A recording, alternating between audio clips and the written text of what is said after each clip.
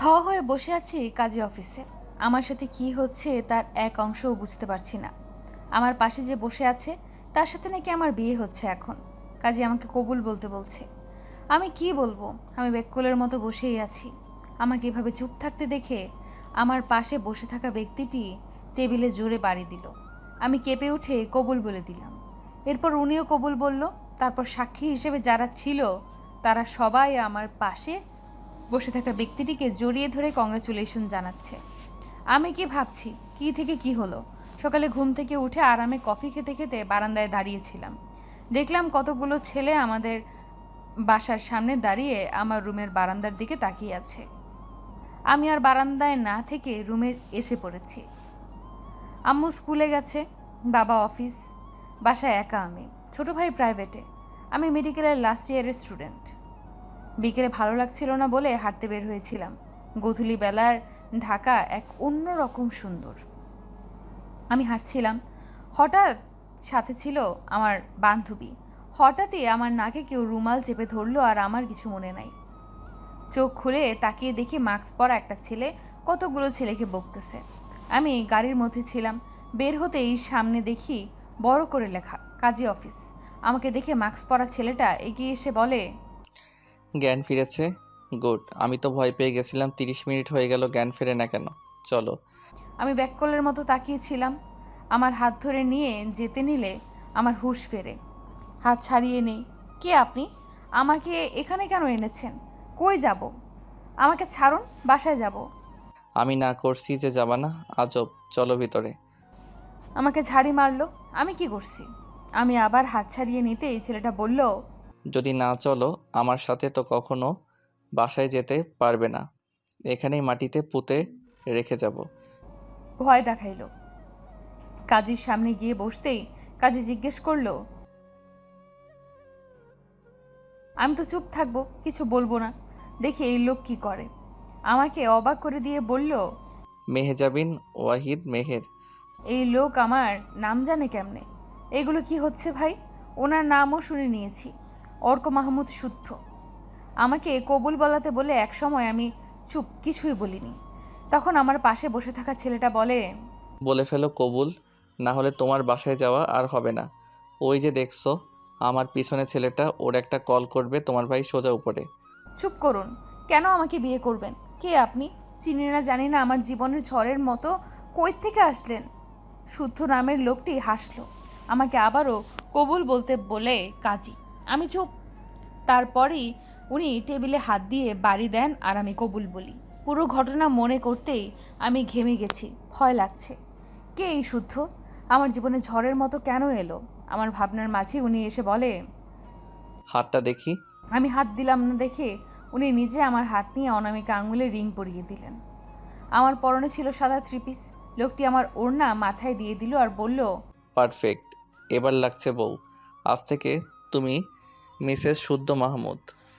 আমি রাগী চোখে তাকাই লোকটির দিকে। মাস্ক পরা বলে মুখ দেখা যাচ্ছে না। চলো বাসায় পৌঁছে দেই তোমায়। আমি চুপ করে দাঁড়িয়ে আছি। কিছুতেই এই লোকের কথায় বিশ্বাস করব না। যাব না ওনার সাথে বাসায়। ওনার এক বন্ধু এসে বলল, এই কথা শুনে আমি আর 3-4 হাত দূরে গিয়ে দাঁড়ালাম। আমার কি দরকার ভাই ওনার সাথে ছবি তোলার? আমি ছবি তুলব না। কিন্তু আমার ইচ্ছায় পানি ঢেলে লোকটি নিচে এসে আমার পাশে দাঁড়ালো আর সামনে থাকা ওনার বন্ধুটি ছবি তুলল। তারপর উনি ওই ছেলেটির থেকে ফোনটা নিলেন, নিয়ে পকেটে রেখে আমাকে বললেন, আমার সাথে যেতে প্রবলেম কই? জামাই আমি তোমার। চুপ করেন। কিসের জামাই? আমি এই বিয়ে মানি না। এটা কেমন বিয়ে হলো আজব? চিনি না কিছু না, এইভাবে তুলে এনে বিয়ে করলেন। উনি হাসলেন। আজব, হাসির কি আছে? কাজী অফিস থেকে বেরিয়ে একটা রিক্সা ডেকে আমাকে উঠতে বললেন আর বললেন, যা হওয়ার হয়ে গেছে, তেরামি করো না, মেজাজ খারাপ হবে। ওঠো, না হলে কোলে নিয়ে উঠাবো। আমি উঠে পড়ি। বিশ্বাস নাই, কোলে নিতেও পারে। মেন্টাল লোক তো। রিক্সায় আমার পাশে যে লোকটা বসে আছে সে নাকি আমার হাজব্যান্ড। এটা কোনো কথা? উনিও সাদা শার্ট পরে আছে, ম্যাচিং। হায় রে, এইভাবে এক সন্ধ্যায় জীবনটা এলোমেলো হয়ে গেল। ভাবনার মাঝেই রিক্সা থেমে গেল। আমার বাসার সামনে কফি শপের কাছে থেমেছে রিক্সাটা। আমি নেমে হনহন করে বাসায় চলে আসি। অসভ্য লোক। পার্কিংয়ে এসে পেছন ফিরে দেখি লোকটা আসছে নাকি না আসছে না। আমি লিফটে উঠে পড়ি। আম্মু ড্রয়িং রুমে টিভি দেখছে। ঘড়িতে বাজে 6:54। আমাকে দেখে আম্মু বলল, কি রে, আজ এতক্ষণে আসলি? অন্যদিন তো আজানের আগেই চলে আসিস। কি বলবো আম্মুকে? যদি বিয়ের কথা বলি আম্মু বিশ্বাস করবে না, হেসে উড়িয়ে দেবে। কেউই বিশ্বাস করবে না। এভাবে হুট করে কিভাবে কি হয়? আমি আম্মুকে কিছু না বলে রুমে গেলাম। রুমে যাওয়ার আগেই ছোট ভাইয়ের রুমে ওকে দিলাম। ম্যাথ করছে ও। আমি ফ্রেশ হয়ে এসে শুয়ে পড়েছি। কি হইলো এটা ভাবছি। তখনই মনে পড়লো রিশার কথা। ও না আমার সাথেই হাঁটতে গিয়েছিল। ওকে ফোন দেই। চার্জ থেকে ফোনটা খুলে ওকে ফোন দিলাম। হ্যালো। রাখ তোর হ্যালো। কি হইলো এটা? কোনটা? তুই আমি হাঁটছিলাম, মাঝখান থেকে আমি যে গায়েব হয়ে গেলাম, তুই খোঁজ নিবি না? খোঁজ কি নিব? তুই তো এমন করে অনেক সময় করিস, হুট করে আমাকে রেখেই বাসায় চলে আসিস। আমি আরও এক ক্লাস মেটের সাথে কথা বলছিলাম, পরে দেখি পিছে তুই নাই, ভাবছি বাসায় গেছোস, তাই আমিও চলে আসছি। মেজাজ খারাপ হলো রিশার কথায়। ঠাস করে ফোন কেটে দিয়ে ঘুমিয়ে পড়লাম। মনে হলো স্বপ্ন দেখতেছি। রাত 11টা। আম্মুর ডাকে ঘুম ভাঙলো। মেহের আসো, খেয়ে নিয়ে ঘুমাও। আসতেছি। ফ্রেশ হয়ে খেতে গেলাম। আব্বুর সাথে দেখা হলো। সকালে আমি উঠার আগেই আব্বু চলে যায়। আমি আব্বুর সাথে কথা বলতে বলতে খাওয়া শেষ করে রুমে এলাম। এফবিতে যাই। ও মা, এ কি আমার আইডি লগ ইন হয় না কেন? কি হইল? ভালো করে দেখি আমার আইডি নাই। মন চাইতেছিল কান্না করি। আমার প্রিয় আইডিটা। আমি সাথে সাথে নতুন আইডি খুললাম। 20 মিনিটের ভেতরে সেটাও লকে গেল। থুর, কপালটাই খারাপ। আজকের দিনটাই কুফা। ঘুমায় গেলাম আবার। পরের দিন ঘুম থেকে উঠে রেডি হয়ে নিলাম। ছোট ভাইকে নিয়ে কোচিংয়ে রেখে আসবো, ও এইচএসসি দিবে এবার। আমার কিছু মেকআপের জিনিস কেনার দরকার ছিল, তাই ওর সাথেই সকালে বের হলাম। আম্মু তো স্কুলে। আমি বাসা লক করে গেলাম।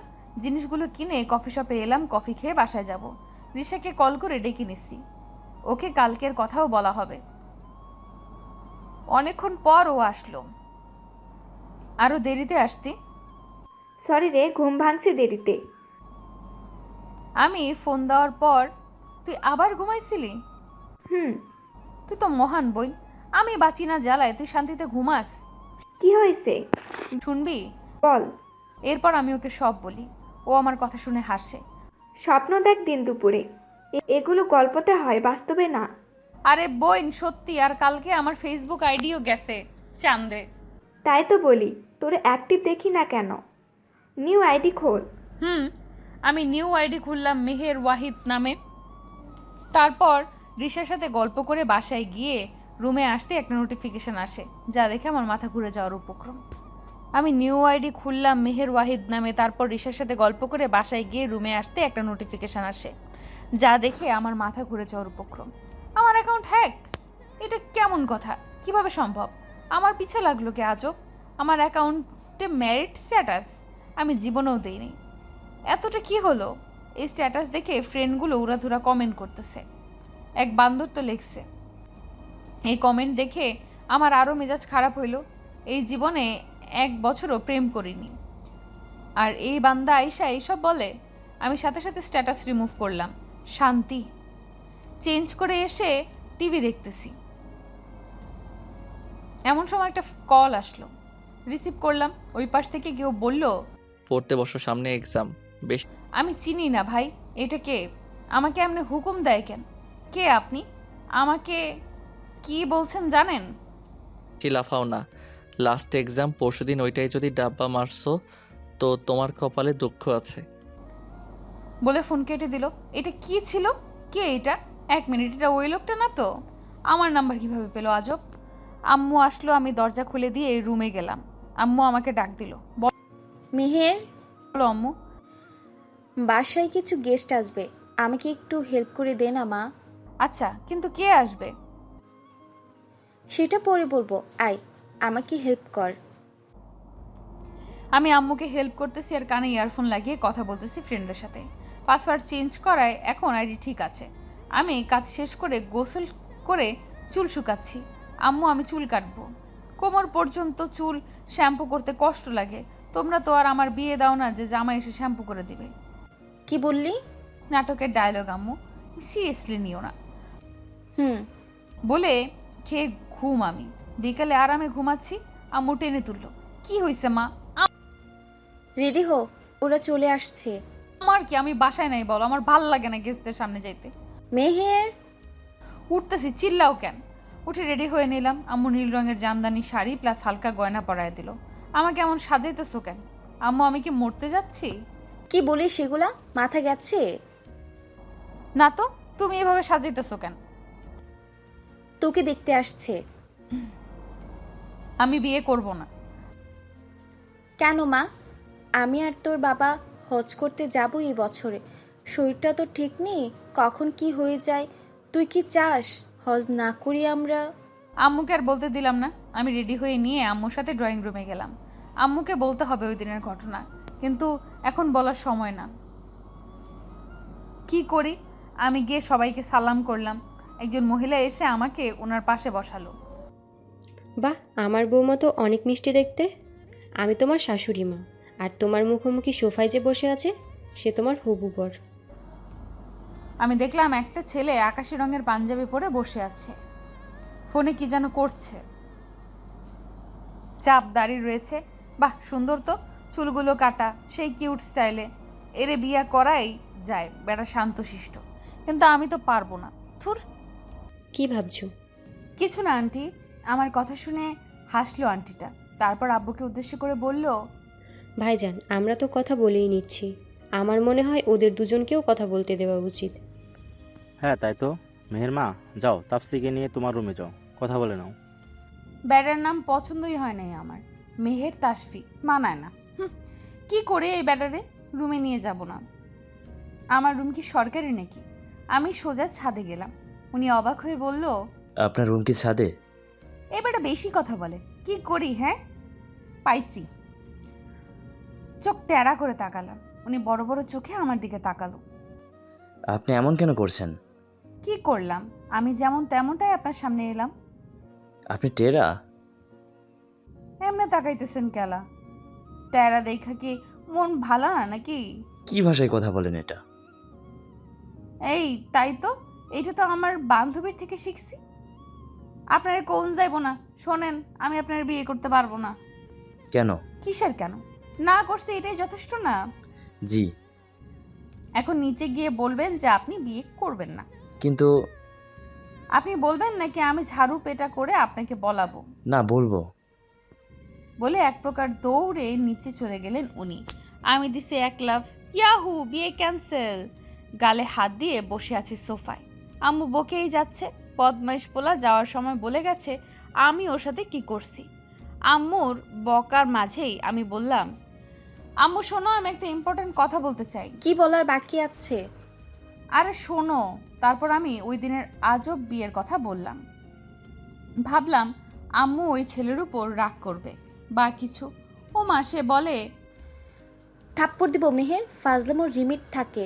বিয়ে করবা না বলে এইসব বাহানা বানাবা? আমাকে তোমার পাগল মনে হয়? আম্মু বলে চলে গেল। মানে সত্যের দাম নাই দুনিয়ায়। থাক, ভাল লাগে না। আমি রুমে গিয়ে শুয়ে পড়ছি। পরের দিন সারা দিন পড়লাম, কারণ তার পরের দিন এক্সাম দিয়ে বের হতেই বান্ধবীগুলোর সাথে দেখা। ওই মেহের, কি খবর? এই তো। আচ্ছা চল একসাথে বাড়ি যাই। আমি আর আমার বান্ধবীগুলো একসাথে বাসায় আসলাম। আমি বাসায় আসতেই দেখি বাসা সাজানো চলতেছে। কার বিয়ে লাগলো? ভেতরে যেতেই ফুপির সাথে দেখা। মেহের আম্মু, চলে আসছো? তাড়াতাড়ি রেডি হয়ে নাও, আজ সন্ধ্যায় মেহেন্দি অনুষ্ঠান। আচ্ছা, কিন্তু কার? তোমার। কি? কার সাথে বিয়ে দিতেছ? ওই হাবা বেটার আমি বিয়ে করব না ফুপি। ফাগলি মা আমার, যাও রেডি হও। আজব হাসে কেন? ধুর। আমি রুমে এসে ফ্রেশ হয়ে খেয়ে ঘুমিয়ে নিয়েছিলাম। তারপর কতগুলো মেয়ে রুমে আসলো, আমাকে সাজানো শুরু করলো। আমার মা পাগল হয়ে গেছে। আমি হাবা তাসফিরে বিয়ে করব না। কানতে মন চায়। আহা, কান্না করেন কেন? মেকআপ নষ্ট হয়ে যাবে। এই বেড়া তো বেশি বেশি করে। আমার চোখ, আমি কান্না করব, ওর কি? মেহেন্দি অনুষ্ঠান ভালোভাবে শুরু হলো। আমাকে নিয়ে স্টেজে বসানো হলো।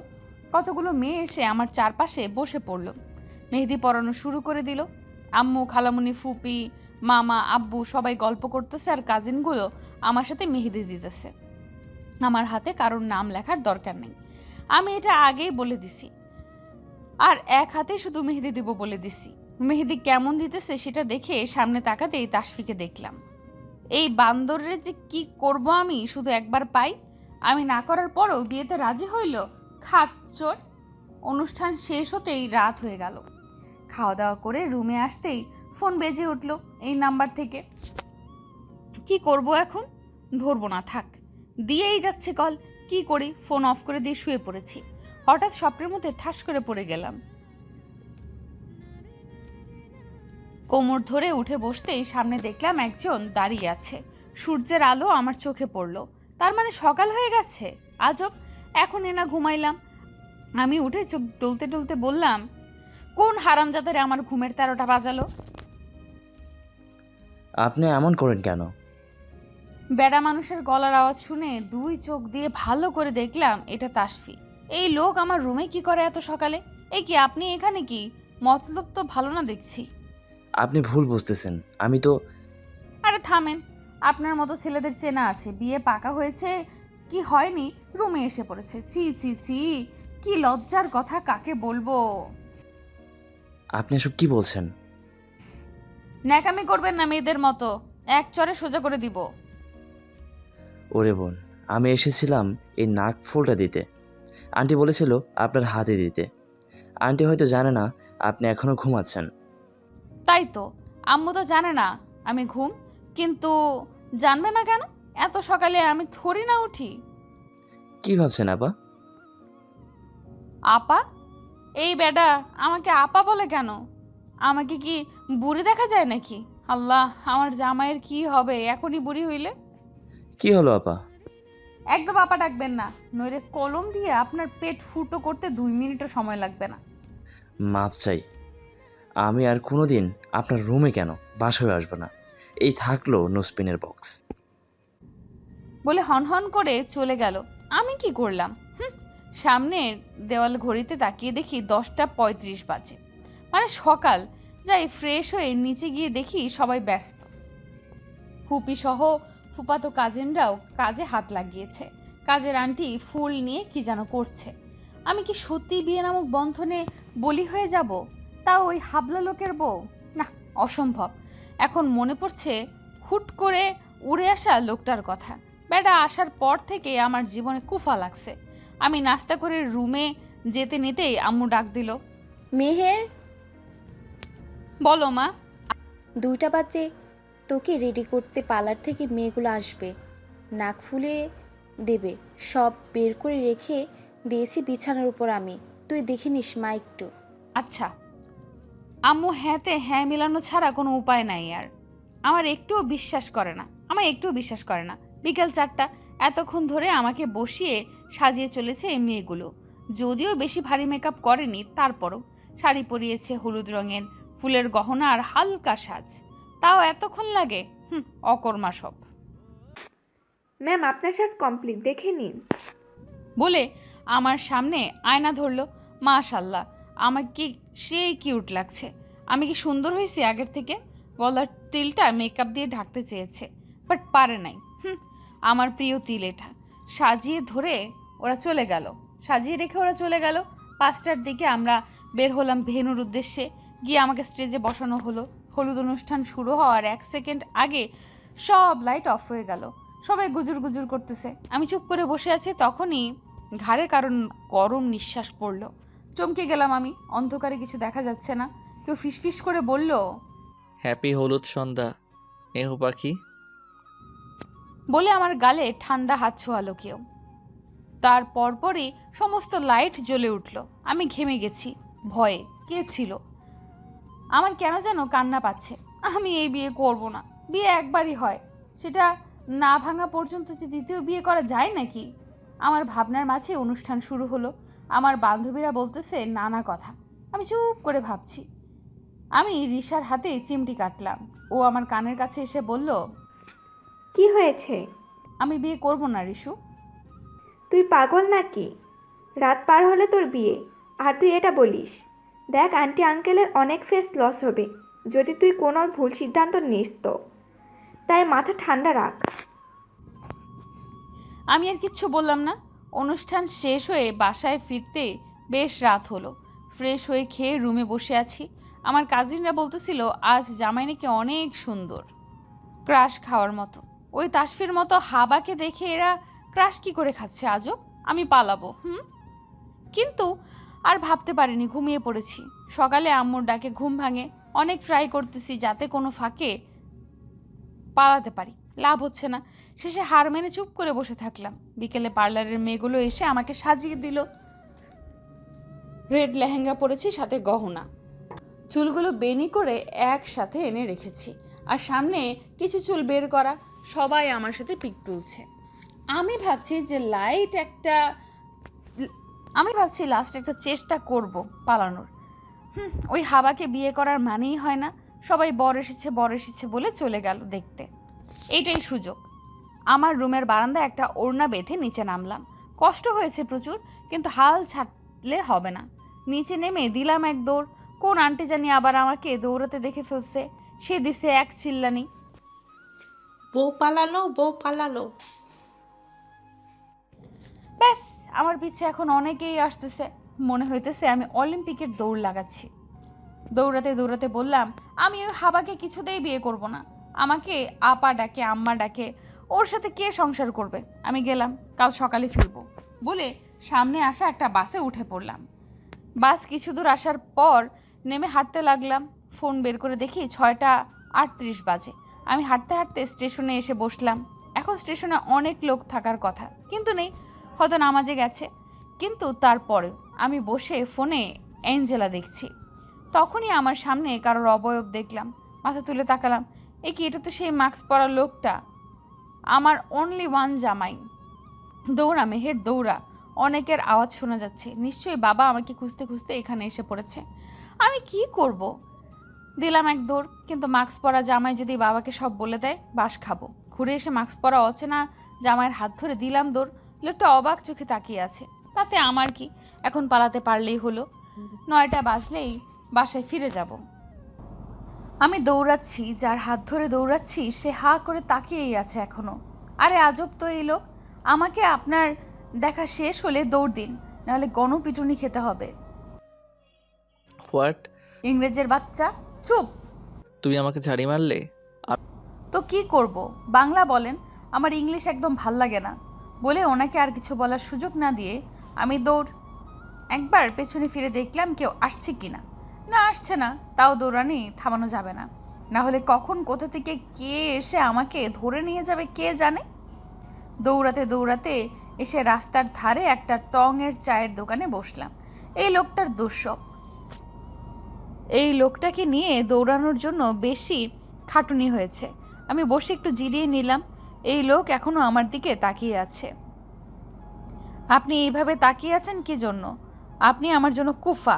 যেদিন থেকে আপনার সাথে দেখা হয়েছে ওই দিন থেকে সব অদ্ভুত জিনিস হচ্ছে। আমি কি বলেছিলাম বিয়ের আসর থেকে পালাতে? আরে বাবা, বোঝেন না কেন? কি বুঝবো? আমি ওই হাদারামকে বিয়ে করব না। আমাকে আপা বলে, আম্মা বলে, মানে ভাবতে পারছেন? আমার কথায় উনি হা হা করে হেসে উঠলেন। আজব লোক, আবার হাসে কেন? হাসি থামিয়ে উনি আমাকে বললেন, আমি আপনাকে বাসায় দিয়ে আসছি, চলুন। আরে না, আমি এখন যাব না, রাত 9টায় যাব। এখন বাজে 8:23। 9টা পর্যন্ত একা থাকবেন? একা কেন? আপনি কই যাবেন? আপনাকে আমি বাঁচালাম না? আমার কথায় লোকটা বড় বড় চোখ করে বলল, আমাকে বাঁচালে মানে আমি তো কোনো বিপদে পড়িনি। হ্যাঁ, কিন্তু আপনার জন্য আমার বিপদ তো হতো। তুমি সত্যিই পাগলি। আপনি আমাকে এইভাবে অপমান করবেন না, কপালে বউ জুটবে না। বউ তো জুটে গেছে। ওনার কথা মনে পড়লো আরেক দুঃখের কথা। আমার মনে হয় এখন যাওয়াই উচিত। এতক্ষণে বরযাত্রী তো থাকবেই না। আমি ওনাকে বললাম, আমি বাসায় যাব। আসো। হেঁটে যাব বাকি? আসো, কোলে নেই, আমার সমস্যা নাই। না ঠিক আছে, হাঁটছি। হাঁটা শুরু করলাম। কিছু দূর যেতেই ওনার এক ফ্রেন্ডকে দেখলাম। ওই দিন যারা ছিল তাদের মধ্যে একজন। সেই ফ্রেন্ডটা ওনাকে বাইকের চাবি দিয়ে চলে গেল। উনি বাইকে উঠে আমাকে ইশারা করলো বাইকে ওঠার জন্য। আমি উঠলাম। উনি সোজা আমার বাসায় চলে এসেছে। মোড়ে আসতেই সব সাজানো লাইটিং দেখছি, কিন্তু আমার চোখে লাগছে আলুগুলো। আমি ওনাকে বললাম, সানগ্লাস আছে? উনি বললেন। আমি পরে নিলাম, এবার ঠিক আছে। ও কি ফিলিং! এতক্ষণে খেয়াল করলাম এই লোকটা শেরওয়ানি পরে আছে, একদম সেই লাগছে। যদিও পেছন পাশেই দেখছি এখন। গেটের কাছে ঢুকতেই দেখি সবাই দাঁড়িয়ে আছে, কাজিনগুলো ফুল ছিটিয়ে দিতেছে। ভাই, এরা এইভাবে ফুল দিয়ে বরণ করতেছে কেন? এরা কি বুঝে গেছে এটা আমার হুট করে বিয়ে হওয়া জামাই? আমার ভাবনার মাঝে একটা জিনিস খেয়াল করলাম, এতক্ষণে সবাই ভিডিও করতেছে, মানে সব নর্মাল। এটা কি হলো খুদা? তাসফিও ভিডিও করতেছে? এই পোলা তো সেই পাগল। আমার ভাবনার মাঝে বাইক থেমে গেল। আমি নামলাম, আব্বু আম্মু সহ আরও 2 জন দাঁড়িয়ে আছে। আমি তাদের সামনে যেতে আম্মুর পাশে দাঁড়ানো মহিলাটি হাসলো, আমাকে বলল, আমার বৌমা ভারী দুষ্টু। তুমি যদি চাইতে এইভাবে তোমার এন্ট্রি হোক, তবে আমরা আগেই ব্যবস্থা করে রাখতাম। তুমি এভাবে রাগ করে তোমার ফ্রেন্ডের বাসায় কেন গেলে মা? আমিও তো তোমার আরেক মা। আন্টিটির কথা শুনে বুঝলাম এটা আমার শাশুড়ি আম্মু, কিন্তু এনাকে আগে দেখি নাই কেন? আর আমি যে পালাইছিলাম এটা এনারা জানেন না? আম্মু বা আব্বু আমাকে বকলো না, আজব। আম্মু আমাকে নিয়ে ভেতরে গেল। একটু পর বিয়ে পড়ানো শুরু হলো। বিয়ের সময় আমার বারবার ওই হুট করে বিয়ে করে নেওয়া জামাইয়ের কথা মনে পড়ছিল। যাই হোক, বিয়েটা হলো। আমি এখন এক হতচ্ছাড়ার বউ, এটা মানতে খুবই কষ্ট লাগছে। একটু পর আমাকে একসাথে বসানো হলো আমাদের। সবাই পিক তুলতেছে, ভিডিও করতেছে, আমার মেজাজ খারাপ হইতেছে, তাও চুপ আছি। এবার এলো বিয়ের পালা। আমি আম্মুকে জড়িয়ে ধরে কান্না করলাম, আম্মুও কান্না করছে, চোখ দেখে বোঝা যায়। তাও হাসি মুখে আমাকে গাড়িতে তুলে দিল। আমার পাশে আমার জামাই বসছে, গাড়ি চলছে আপন গতিতে। আমি থাকতাম সিলেট, আর তাসফিরাও থাকতো সিলেট। তবে এখনও শ্বশুরবাড়ি পৌঁছালামই না কেন? আজব। আমার কি, আমি তো কান্না করব।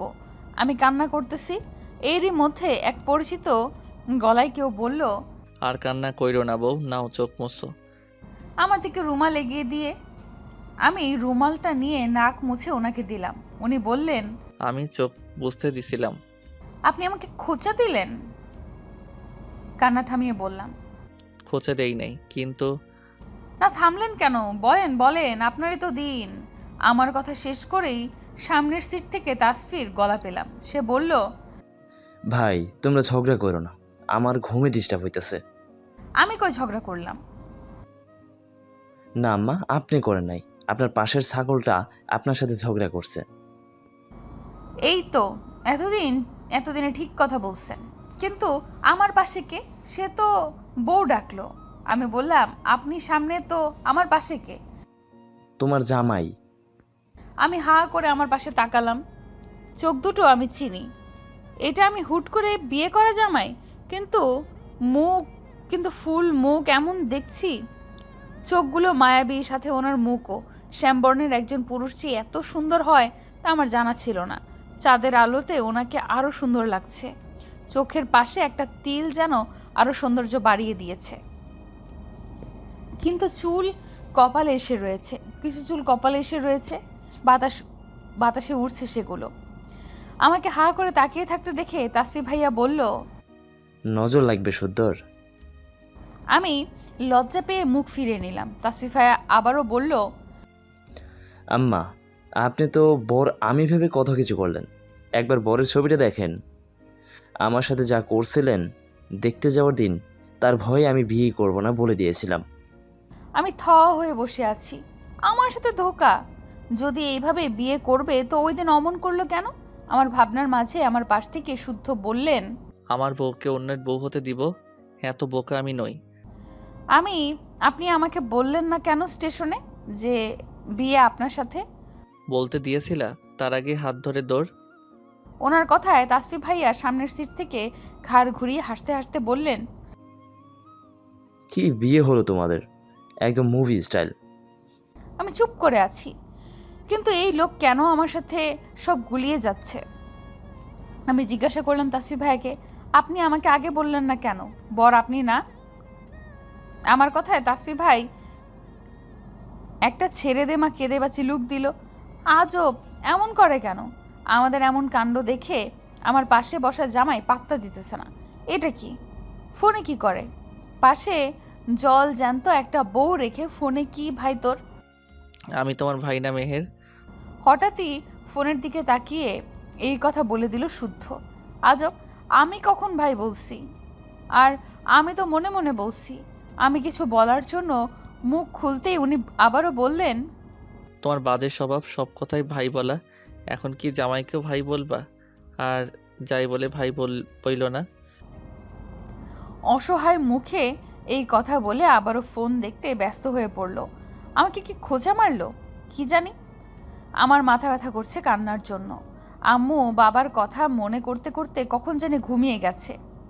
বেশ অনেক রাতে ঘুম ভাঙলো, অনেকের হইচই শুনলাম। চোখ খুলে দেখি আমি শুদ্ধর কাঁধে মাথা দিয়ে আছি, আর উনি এক হাত দিয়ে আমাকে আগলে ধরে ফোন দেখছে। আমি উঠতেই আমার উপর থেকে হাত সরিয়ে নিল। আমি কিছু বলিনি, লজ্জা করছিল। কিন্তু কথা হলো, আমার ঘুমের মধ্যে লোল পড়ে। এখন পড়া নাই তো। আমি ভালো করে ওনার বুকের ঠিক বা পাশের দিকটা দেখার চেষ্টা করছি, কিন্তু পারছি না। উনি গাড়ি থেকে নেমে গেছে, আমাকে নামানো হলো। শাশুড়ি আম্মুকে আমি চিনি, উনি এসেছে, আমাকে ভেতরে নিয়ে যাচ্ছে। আমার পাশে উনি আছে। আমার মন খারাপ। একে ঘুম হয় নাই, দুয়ে এত ভারী মেকআপ প্লাস গহনা। মন খারাপ করে হেঁটে ভেতরে যাচ্ছি, মনে হয় কোনো রাজপ্রাসাদে যাচ্ছি।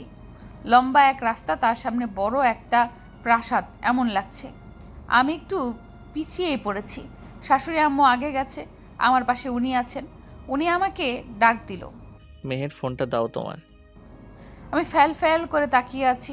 আমাকে এইভাবে তাকিয়ে থাকতে দেখে উনি আবারও বললেন, তোমার ফোনটা দাও মেহের। আমি দিলাম। উনি বললেন লক খুলে দিতে। আমি তাই করলাম। উনি কি যেন করলো, তারপর আমাকে ফোন দিয়ে বলল, ওয়াইফাই কানেক্ট করে দিছি। যেই পিকগুলো তুলছো ওগুলো স্টোরি দিয়ে দাও। তোমার অনেক ফ্রেন্ডরা অনলাইনে আছে। বলে শেরওয়ানির পকেটে হাত দিয়ে ঘাড় বাঁকিয়ে মুচকি হেসে হেঁটে যাচ্ছেন। আমি এমন কি কারোর সাথে হয়? হায় হায়, আমার ভাগ্য এত ভালো। আমি ফেসবুকে যাওয়ার সাথে সাথে শাশুড়ি আম্মু এসে আমাকে ভেতরে নিয়ে গেল। একটা রুমে এনে আমাকে বলল, এটা তোমার রুম মা, আজ থেকে। আমি চাই আমার ঘর আলো করে থাকো তুমি। এতদিনের স্বপ্ন আমার ছেলের পূরণ হয়েছে। আমি চাই তোমরা সারা জীবন একসাথে থাকো। আমি একটা হাসি দিলাম। কিছু বলতে চেয়েছিলাম কিন্তু বললাম না, ক্লান্ত লাগছে। শাশুড়ি আম্মু আমাকে আবারও বললেন, আম্মু শোনো, আজ অনেক রাত হয়ে গিয়েছে। কোনো রিচুয়ালস এখন পালন করতে হবে না। তুমি ফ্রেশ হয়ে এসো, আমি তোমার খাবার আনছি। বলে উনি চলে গেলেন। আমি বেডের উপর বসলাম। রুমটা দেখতেছি, সাদা রং পুরো রুম জুড়ে। বেডের কালারও সাদা, কিন্তু রুমের লাইটগুলো জন্য সব নীল লাগছে। ডোরেমন, পিনাকি কার্টুনের পিক পুরো রুম এবং বেডশিটেও। নানা রকম টয় আছে। আমি অবাক হলাম, এমন রুম আমার স্বপ্ন ছিল, কিন্তু কেউ তো সেটা জানে না। তবে আমি আর বেশি না ভেবে ফ্রেশ হতে গেলাম। ওয়াশরুমে গিয়ে দেখি আগে থেকেই ড্রেস রাখা, রেড লেডিস শার্ট এবং স্কার্ট। আমি ভাবলাম হয়তো অন্য কারোর, কিন্তু না, একদম নতুন আর আমার সাইজের। আমি ওগুলো পরে বের হতেই দেখলাম আমার ফোন বাজতেছে। আম্মু ফোন দিছে। আমি জানি আম্মু আজকে এখনও ঘুমায় নাই। আমি ফোন ধরলাম। আসসালামু আলাইকুম আম্মু। ওয়ালাইকুম আসসালাম। পৌঁছে গেছো শুদ্ধ ফোন করে বলল, তাই ভাবলাম তোমার সাথে কথা বলে। আম্মুর সাথে অনেকক্ষণ কথা বলে ফোন রাখতেই শাশুড়ি আম্মু এলো। খাবারের ট্রেটা বেডসাইড টেবিলে রেখে আমার দিকে তাকিয়ে মিষ্টি হাসলো। অনেক সুন্দর লাগছে আম্মু তোমাকে। কারো নজর না লাগুক আমার বাচ্চাটার প্রতি। আমি প্রত্যুত্তরে হাসলাম। শাশুড়ি আম্মু আমাকে খাইয়ে দিল, তারপর চলে গেল। আমি আড়মোড়া ভেঙে শুতে যাব ভাবছি, তখনই রুমে এলো শুদ্ধ। আমি একদম স্ট্যাচু হয়ে গেছি এই লোকটাকে দেখে। ব্ল্যাক ট্রাউজার আর অ্যাশ কালারের গেঞ্জিতে বেশ সুন্দর লাগছে।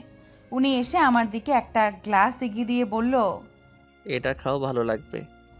আমি খেলাম। খাওয়ার সাথে সাথে আমার সব ক্লান্তি দূর হয়ে গেল।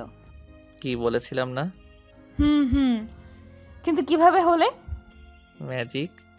হ্যাঁ হ্যাঁ। বলে আমার নাক টেনে বেডে গিয়ে বসলেন। আমি অবাকের পর অবাক হচ্ছি। আমার কেন মনে হচ্ছে আমি আগেও এসেছি এখানে, বা এই জায়গাটা আমার চেনা। কিভাবে সম্ভব? আমার ভাবনার মাঝেই উনি বললেন, একটা জিনিস দেখবে? কি? ওয়েট। বলে উনি রুমের সব লাইট অফ করে দিলেন, আর একটা সুইচ অন করতেই ছাদের একপাশের দেওয়ালে সরে গেল। তারা ভরা আকাশ দৃশ্যমান হলো। আমি জমে গেছি এটা দেখে। উনি পকেটে হাত দিয়ে আমার পাশে এসে দাঁড়ালো। কারোর স্বপ্ন ছিল নিজের রুমে বসেই বাহিরের আকাশ দেখবে। আমি অবাক হলাম। এটা এই লোকটা জানে কি করে? আমি কিছু বলতে নিতেই উনি বললেন, হুশ, কোনো কথা না, এই সময়টা উপভোগ করো। দেখো, আজ আকাশে চাঁদ তারার মেলা বসেছে। আমি ওনার কথায় আর কিচ্ছু বললাম না। সত্যি আজকে অনেক সুন্দর লাগছে আকাশটাকে। আমি কিছুক্ষণ ওনার দিকে তাকিয়ে থাকলাম। উনি এক মনে আকাশ দেখছেন। জানি না কেন আমার না বলা প্রতিটা স্বপ্ন পূরণ হয়ে যাচ্ছে। কিভাবে সম্ভব কিছুই জানি না। আমাকে ভাবতে দেখে উনি হেসে বললেন, যা ভাবার ভাবো, কিন্তু একটা কথা মনে রেখো, সব প্রশ্নের একটাই উত্তর, আমি। মানে? খুঁজে বের করো। আমি কিছুই বুঝতে পারি না, মাথা ফাঁকা লাগছে। লাগবে না, সন্ধ্যার সময় আজানের ঠিক আগে বাসা থেকে বের হবা না। যাই হয়ে যাক, এটা মাথায় রেখো। বলে উনি রুম থেকে চলে গেলেন। অদ্ভুত তো, এমন করে বলার কি ছিল? গেলেই বা কি আজব। আমার ভাবনার মাঝে শাশুড়ি আম্মু চলে এলো। শাশুড়ি আম্মু, তুমি কখন এলে? শাশুড়ি আম্মু কি? হ্যাঁ, আম্মু বা মা বলবি শুধু। কিন্তু আমার এটা বলতেই ভাল লাগে। আচ্ছা, যা মন চায় বলিস। এখন আয়, শুয়ে পড়। আমি গিয়ে শুয়ে পড়লাম। উনি যাওয়ার আগে দেওয়াল ঠিক করে দিয়ে গেছে। আমার কেন জানি কিছু মনে হচ্ছে, আবার ভুলে যাচ্ছি। এমন কেন? আমি আর কিচ্ছু ভাবলাম না, ঘুমিয়ে পড়লাম। মাঝরাতে খুব ভয়ঙ্কর এক আওয়াজে ঘুম ভাঙল। কলিজার পানি শুকিয়ে গেছে একেবারে। কিসের আওয়াজ ছিল? আমি কি দেখব? যেই ভাবা সেই কাজ। আস্তে করে উঠে ওড়না গলায় পেঁচিয়ে রুমের দরজা খুলে বের হলাম। পুরো বাড়ি অন্ধকার, তবে কিছু জায়গায় নীল আলো জ্বলছে। আমি এগিয়ে যেতেই আমার মনে হলো কোনো এক ঠান্ডা বাতাস আমার শরীর ছুঁয়ে গেল। পেছনে ঘুরতেই দেখি একটা অবয়ব, কালো একদম, তবে চোখ জোড়া সবুজ। আমার ঘাম পড়তে লাগলো, গলা দিয়ে আওয়াজও বের হচ্ছে না। কি করব? অবয়টা আমার দিকে আসছে। আমি দৌড় দিলাম, কিন্তু ঘুরে ফিরে একই জায়গায় এসে দাঁড়িয়ে পড়েছি। এমন কেন হচ্ছে? অবয়বটা আমার দিকে আসতেই দুই হাত দিয়ে মুখ ঢেকে ফেললাম। হাতে থাকা রিং থেকে এক আলো চারদিকে ছড়িয়ে পড়ল, আর অবয়বটা চলে গেল। তখনই সেখানে শুদ্ধ এসে উপস্থিত হলো। মেহের, তুমি ঠিক আছো? হ্যাঁ, কিন্তু ওটা কি ছিল? কোনটা? ওই অবয়বটা ভয়ঙ্কর দেখতে। কি ভয়ঙ্কর সবুজ চোখ। কি তুমি ঠিক দেখেছো? হ্যাঁ, আমি ভুল দেখিনি। আচ্ছা, দেখছি। তুমি এখানে কেন? আমি আসলে একটা কথা শেষ করার আগেই শুদ্ধর দিকে তাকিয়ে দেখি ওর মুখে রক্ত লেগে আছে। শুদ্ধ আমাকে চিৎকার করতে দেখে এক বিকট হাসি দেয়। আমি লাফিয়ে উঠলাম। মানে এতক্ষণ স্বপ্ন দেখছিলাম। এটা কেমন স্বপ্ন? জানলার দিকে তাকিয়ে দেখলাম পর্দা উঠছে। আমার ভয় বাড়ছে, মনে হচ্ছে কিছু খারাপ হতে চলেছে। ছোটবেলা থেকে এমন স্বপ্ন আমি বহুবার দেখেছি, কিন্তু যেদিন বাবা পাশে বসে থাকতো ওই দিন দেখতাম না। তারপর এক সময় স্বপ্নটা সয়ে গেল, কিন্তু হঠাৎ আমার 18 বছরের দিন থেকে ওই স্বপ্ন আর দেখি না। ভাবলাম হয়তো বড় হয়ে গেছি তাই, কিন্তু এখন আবার কেন এই স্বপ্ন? হঠাৎই ওয়াশরুম থেকে কেমন গোঙানির আওয়াজ আসছে। মনে হচ্ছে এক্ষুনি কিছু একটা বেরিয়ে এসে আমার উপর ঝাঁপিয়ে পড়বে। আমি শাশুড়ি আম্মুকে ডাকতে নিলাম। এ কি, আম্মু কই? এখনই তো ছিল। আমার ভয় বাড়ল। এমন সময় দরজার লক খুলে গেল। আমি আমার পাশে থাকা ফোন নিয়ে ফ্ল্যাশ অন করতেই একটা কল এলো শুদ্ধর। আমি রিসিভ করতে উনি বললেন, এখনো ঘুমাওনি? শুদ্ধ, আমাকে মেরে ফেলবে ওরা, আপনি কিছু করুন, ওরা চলে এসেছে। হোয়াট? কি বলছো? কারা? তুমি কি ঠিক আছো মেহের? শুদ্ধ, আমার রক্ত আমার পায়ের কাছে, মরা কাক। ওয়েট, ঘাবড়িও না, আমি আছি তো। আমি কেঁদে চলেছি। উনি বললেন, আমি চলে আসছি। তুমি আয়াতুল কুরসি পড়ো। আয়তুল করছি মনে পড়ছে না শুদ্ধ। ওকে আমি বলছি তুমি চোখ বন্ধ করো, খুলবে না যতক্ষণ আমি বলবো। শুদ্ধ ভয়ঙ্কর দেখতে একজন ব্যক্তি আমার দিকে এগিয়ে আসছে, চোখ উপড়ে ফেলা তার। তুমি দেখো না, চোখ বন্ধ করো। চোখ বন্ধ করতেই মনে হলো সব আমার আশেপাশে ঘুরছে, ভয় করছে, কিছু একটা আমার উপর ঝাঁপ দিবে। এমন মনে হতেই আয়াতুল কুরসি শুনতে পেলাম। সব আওয়াজ বন্ধ হয়ে গেল, দরজা খোলার আওয়াজ হলো। শুদ্ধ এসেছেন, ওনাকে দেখেই জড়িয়ে ধরে কান্নায় ভেঙে পড়ি আমি। উনি আমার মাথায় আলতো করে হাত দিয়ে আমাকে বললেন, কুল বেহের, দেখো সব কিছু ঠিক আছে এখন, আমি আছি তো, তোমার কিছু হবে না, তুমি ভয় পেও না। আমি ফুপিয়ে কেঁদে যাচ্ছি। উনি এবার আমাকে বেডে বসালেন। দেখো কিছু নাই, তুমি স্বপ্ন দেখছিলে, রামু কই? আমি জানি না, আমি ঘুমিয়েছিলাম, হঠাৎ স্বপ্ন দেখে ঘুম ভাঙলো আর সবটা বললাম ওনাকে। উনি সবটা ভাবলেন, উনি কিছু ভাবলেন, তারপর আমাকে বললেন। তোমার হাত দেখি। উনি আমার হাত দেখলেন, বললেন, ফোনে কোনো রিং নেই তোমার হাতে, আমার দেওয়া রিংটা ছাড়া। আমার দেওয়া রিংটা নর্মাল রিং, তুমি বাজে স্বপ্ন দেখেছো। আচ্ছা কাল আম্মুকে জিজ্ঞেস করব সকালে কই গিয়েছিল। আমি মাথা নাড়িয়ে সম্মতি দিলাম। উনি বললেন, তুমি ঘুমাও, আমি বসে আছি তোমার পাশে। কিন্তু কোনো কিন্তু না, ঘুমাও তুমি মেহের, তোমার ঘুম প্রয়োজন। আমি শুয়ে পড়লাম। উনি কম্বল টেনে দিয়ে আমার পাশে বসলেন, লাইটগুলো অফ করলেন, আমার মাথায় হাত বুলিয়ে দিচ্ছেন। কখন যে ঘুমিয়ে পড়েছি খেয়াল নেই। পরের দিন সকালে ঘুম ভাঙতেই দেখি শাশুড়ি আম্মু মাথার কাছে বসে আছে। আম্মু, উঠে গেছো মা? সরি মাটা, কাল রাতে তোমার শ্বশুরমশাইয়ের বুকে ব্যথা বেড়ে গিয়েছিল। রূপা এসে ডাকতেই আমি চলে গিয়েছি। তুমি যে ভয় পাবে আমি বুঝিনি।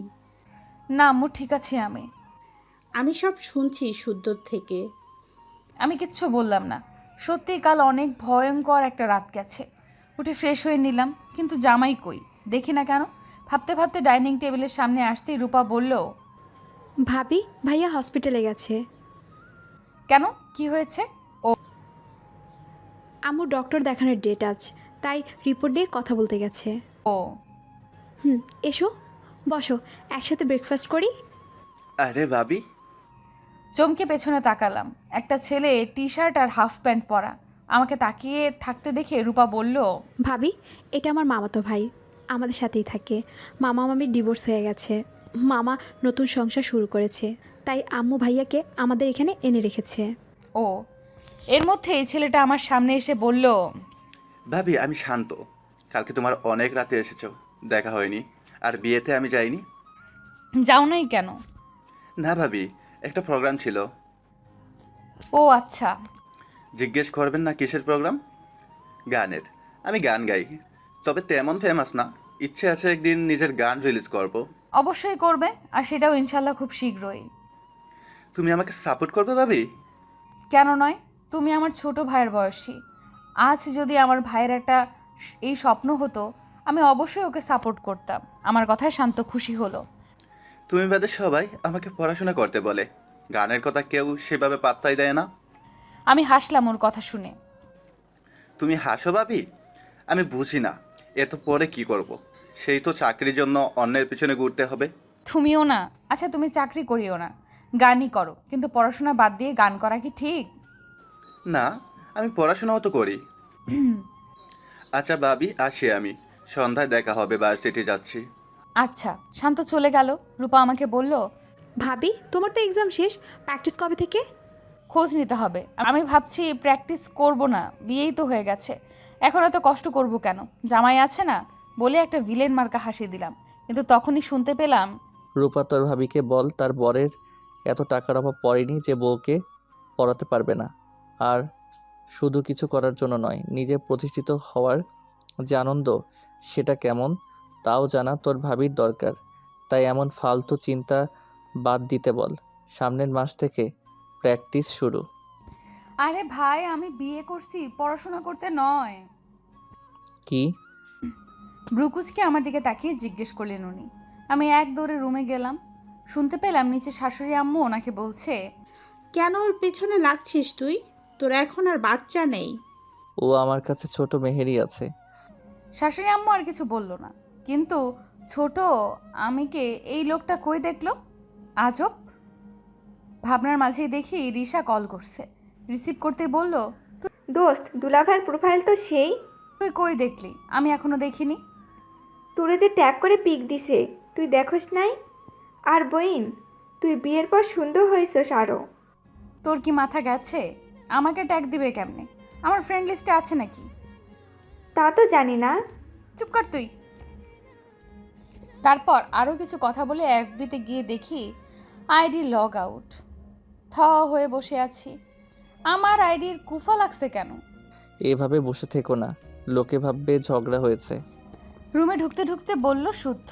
ব্ল্যাক জিন্স, সাদা শার্ট পরেছেন। বাহ, মাশাল্লাহ, অনেক ভালো লাগছে তো। কিন্তু এমন খারস কেন? তোমার এফবি চালানো অফ। তার মানে আপনি এই কাজ করছেন? কিন্তু কখন? যখন তুমি ঘুমিয়েছিলে। আপনি আমার ফোন নিয়ে এসব কেন করেছেন? রাহুলের সাথে বেশি কথা হয়, এই জন্য তোমার আইডি আমার কাছে থাকবে। বলে গট গট করে চলে গেল। রেগে গেলেন। এই রাহুল পোলাটা আমাকে লাইক করে, ওরে দিয়ে অনেক অ্যাসাইনমেন্ট করায় নেওয়া যায়। একটু তেল মারলেই কাজ হয়, তাই একটু তেল দিতেছিলাম। আর এই লোক, তোর ভাল লাগে না। আমি রুমে বসেছিলাম, তখনই রূপা এলো। ভাবি চলো ঘুরে আসি, কাল তো তোমাদের বউ ভাত, কিছু কেনাকাটা করে নিই চলো। আচ্ছা চলো। আমি আর রূপা বের হলাম। নীল রঙের একটা 3 পিস পরে নিলাম। চুলগুলো ছেড়ে রেখেছি, তাই আমার নাকে মুখে এসে জ্বালাচ্ছে। রূপা রেডি হয়ে আসতেই শাশুড়ি আম্মুকে বলে দুজন বের হলাম। শপিং মলে যেতেই দেখলাম একটা লেহেঙ্গা হোয়াইট কালারের। আমি সেটা দেখছি। রূপা দেখি হঠাৎ কেমন অস্থির হয়ে ফিল করছে, মনে হয় শ্বাসকষ্ট হচ্ছে। আমি ওর দিকে পানির বোতল এগিয়ে দিলাম। আসার আগে পানি নিয়েছিলাম, ও পানি খেলো না, টাচই করলো না। আমাকে বলল, ভাবি তুমি এখানে থাকো, আসতেছি। কই যাও? আমি তোমার সাথে যাচ্ছি, চলো। আমি ওর দিকে এগোতে নিলেই ও হাত দিয়ে বাধা দেয়। ওয়াশরুমে যাবে বলে চলে যায়। এইভাবে গেল কেন? ওর কি শ্বাসকষ্ট আছে? তাহলে ওর মেডিসিন দরকার। কিছু বুঝতে পারলাম না। আমি ওখানে দাঁড়িয়ে থাকতেই এক বিকট চিৎকার শুনতে পেলাম। মলের সবাই ভয় পেয়ে গেছে চিৎকার শুনে। সবাই ভাবছে কিসের আওয়াজ। আমার তখনই মনে পড়লো রূপানা ওয়াশরুমে, ওর কিছু হয় নাই তো। আমি দৌড় লাগালাম ওয়াশরুমের দিকে, কিন্তু এ কি, দরজা লক। আমি ধাক্কা দিলাম বেশ কয়েকবার, কিন্তু খুলল না। হঠাৎ লাইট অফ হয়ে গেল। পাখির মতো কিছু ডানা ঝাপটানোর আওয়াজ হলো। আমি আমার শিরদাঁড়া দিয়ে শীতল স্রোত বয়ে চলেছে ভয়ে। একটু আগেও মলে মানুষের কোলাহল ছিল, এখন হঠাৎ কি হলো? আমি শুদ্ধকে কল করার জন্য ফোন হাতে নিয়ে শুদ্ধর নাম্বারে ডায়াল করলাম। সাথে সাথে লাইট জ্বলে উঠল আর ওয়াশরুমের দরজাও খুলে গেল। আমি কল কেটে ভেতরে গেলাম। দেখি রূপা মুখ ধুচ্ছে। আমাকে দেখে বলল, ভাবি এসেছো, ভালো করেছো। লাইট চলে গিয়েছিল, ফোনও আনিনি। কি এক প্রবলেমে পড়েছিলাম। কিন্তু তোমার না শ্বাসকষ্ট হচ্ছিল, এখন ঠিক আছো? হ্যাঁ ভাবি। আচ্ছা ভাবি চলো যাই। কিন্তু এখানে কি কোনো পাখি ছিল? কি যে বলো ভাবি, এখানে পাখি কই থেকে আসবে? তুমিও না, চলো তো। বলে হাসলো রূপা। আমি আর কিছু না বলে ওর পিছে পিছে গেলাম। শপিং মলের বাইরে আসতেই রূপাকে বললাম, ট্যাক্সি করে যাব না, চলো রিক্সা নেই। আচ্ছা ভাবি। রিক্সা পেয়ে উঠে পড়লাম, কিন্তু রূপা দেখে ওড়না দিয়ে শরীর ভালো করে ঢেকে নিয়েছে। আমি জিজ্ঞেস করলাম, কি হলো তোমার? অ্যালার্জি ভাবি, সূর্যের আলোতে। হ্যাঁ, ও হাসলো। আমি কিছু বলি নাই। কেমন লাগছে আমার আজব ফিল হচ্ছে। একটু দূরে যেতেই জ্যামে আটকাইলাম। থুর, ভাল লাগে না। এখন এখানে কতক্ষণ আটকে থাকবো? ভাবনার মাঝেই পাশে দেখি একটা বাইক, আর সম্ভবত বাইকে জামাই, মানে শুদ্ধ। আমি রূপাকে ডাক দিলাম, রূপা দেখো তো, ওটা তোমার ভাই না? হ্যাঁ এটা তো ভাইয়াই। তারাও একটা ডাক দেই, একদম আমাদের পাশেই আছে। আচ্ছা। আমি ডাক দিলাম, হাই। উনি পাশ ফিরে দেখলো, দেখে আবারও সামনের দিকে তাকালো। মানে কি, পাত্তা দিল না কেন? আবারও হাই বললাম, এবার তো তাকালোই না। এমন কেন? তখনই জ্যাম ছেড়ে দিলে সব গাড়িগুলো নিজ গন্তব্যে ছুটে চলেছে। আমার মাথায় শয়তানি আইডিয়া আসলো। আমি রিক্সাওয়ালা মামাকে বললাম ওই বাইকটা ফলো করতে। বাইক আর রিক্সা পাশাপাশি আসতে আমি জোরে বললাম, আরে ভাই ভালো আছেন? আমার কথায় অবাক হয়ে তাকালো উনি, গাড়ির স্পিড বাড়ায় দিল। আমি আবার বললাম, আরে লজ্জা পাইতেছেন কেন? আপনার উপর আমি ক্রাশ খাইছি, এই নেন চকলেট বলে একটা কিটক্যাট দিলাম বাড়িয়ে। উনি থ হয়ে তাকিয়ে আবারও যেতে নিল, কিন্তু আমি তো যেতে দিব না। আবারও বললাম, আমি ভালোবেসে ফেলেছি ভাইয়া আপনাকে, আপনি কি অ্যাকসেপ্ট করবেন না? মাথা নাড়ায় না করলো। ও মা এ কি? আমি আবারও বললাম, ও মা ভাইয়া কেন? আমার তো জামাই নাই, বিএফও নাই, আপনাকে ভাল লাগছে আর আপনি এমন করেন কেন? এইবার স্পিড আরও বাড়ায় চলে গেল। এদিকে রূপা হাসতে হাসতে আমার উপর পড়তেছে। এবার আমিও হাসি দিলাম। ওনার রিয়াকশন সেই ছিল, একদম সেই। বাসায় এসে শাশুড়ি আম্মুকে এই কথা বললাম, শাশুড়ি আম্মুও হাসলো। এদিকে রুমে যেতেই দেখি দরজা অর্ধেক খোলা, মানে জামাই আসছে। আয় হায়, আমি কই যাব? সাইয়াকে ভাইয়া ডেকে এমনিতেই একটা বাঁশ খেয়ে বসে আছি, আমি ওকে দিলাম। না, দেখা যাচ্ছে না, মানে ওয়াশরুমে আছে। আমি এই সুযোগে ড্রেসগুলো নিয়ে চলে যাই, যেই ভাবা সেই কাজ। আমি ড্রেসগুলো নিয়ে যাওয়ার সময়ই দরজা লক হয়ে গেল, যেন ম্যাজিক। আমি পিছে ঘুরলাম না, তখনই শুনলাম, পেছনে ঘুরেন ম্যাডাম। চোখ বন্ধ করে ঘুরলাম। এই লোক আমাকে আজকে মনে হয় খেয়েই ফেলবে। হাজবেন্ডকে ভাইয়া বলো, সাহস তো কম না। আমি চুপ। মেহের তোমার কি হয়েছে? এমন আজব কেন বিহেভ করছো? আমি আবারও চুপ। মেহের, কেঁপে উঠে আমি ওনার ধমকে ফুপিয়ে কান্না করে দেই। উনি আমার কাছে দৌড়ে আসে। এই মেহের, কাঁদছো কেন? আচ্ছা, আই এম সরি। দেখো, তুমি এভাবে ভাইয়া ডাকতে পারো না, কেউ দেখলে কি ভাবতো? পাত্তা দেন নাই, তাই আমি ডাকছি। আমার কথায় উনি হাসলেন। হাসির কি আছে? এখন সে আগের পাগলি আছো। মানে আপনি আমাকে আগে কই দেখছেন? হসপিটালে। কবে? সব প্রশ্নের উত্তর একদিনে দিতে নেই। বলে উনি সোফার উপর থেকে আকাশি রঙের শার্ট নিয়ে পড়তে পড়তে রুম থেকে চলে গেলেন। আজব পাবলিক। পরের দিন আজ রিসেপশন। পার্লারের আপুরে এসে সাজিয়ে দিতেছে, বাট আমার এখন ঘুম পাচ্ছে। সকাল 8টায় উঠেছি। বিরক্ত হয়ে বললাম, কচু। কচু খাবে ভাবি? আমি বিরক্ত হয়ে কচু বলে ফেলেছি। হায় হায়, এখন এই মহিলাগুলো শাশুড়ি আম্মুকে বললে কচু খাওয়াবে সত্যি। কি করি ভাবনার মাঝে শাশুড়ি আম্মু এলো। ওরে আমার মাটা, কি মিষ্টি লাগছে। বলে কপালে চুমু দিল। আমিও পার্লারের আপু দুজনের একজন বলল, কচু খাবেন উনি? হ্যাঁ। শাশুড়ি আম্মু যে অবাক হয়েছে সেটা মুখ দেখেই বোঝা যায়। আমি মাথা নাড়িয়ে না করলাম, কিন্তু আমার শাশুড়ি আম্মু তো আমার শাশুড়ি আম্মুই। আমার কথা কি আর শুনে? সে বলল, আরে আম্মু, লজ্জা পাও কেন? আমি কচু আনছি, দাঁড়াও।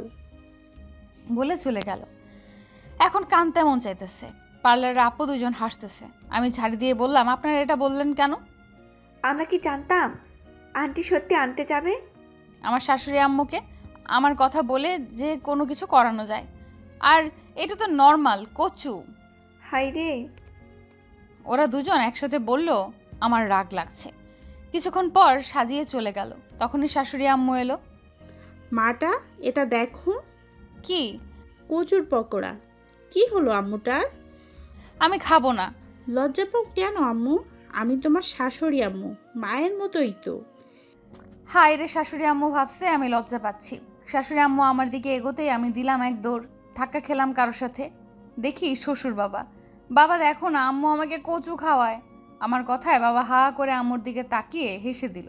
তারপর বলল, তোমার মাথা আবারও গেছে? কি করে এগুলা? এই তো খেতে চাইলো। আমি তখন বাবার কানে কানে আসল কাহিনী বললাম। বাবা আবারও হাসলো। ও দুষ্টামি করেছে, তুমি যাও দেখো গেস্টরা এসে গেছে। আম্মু মাথা নাড়িয়ে গেল। আমি গিয়ে পানি খেলাম। বাপরে, আর একটু হলে আমাকে ওটা খেতে হতো।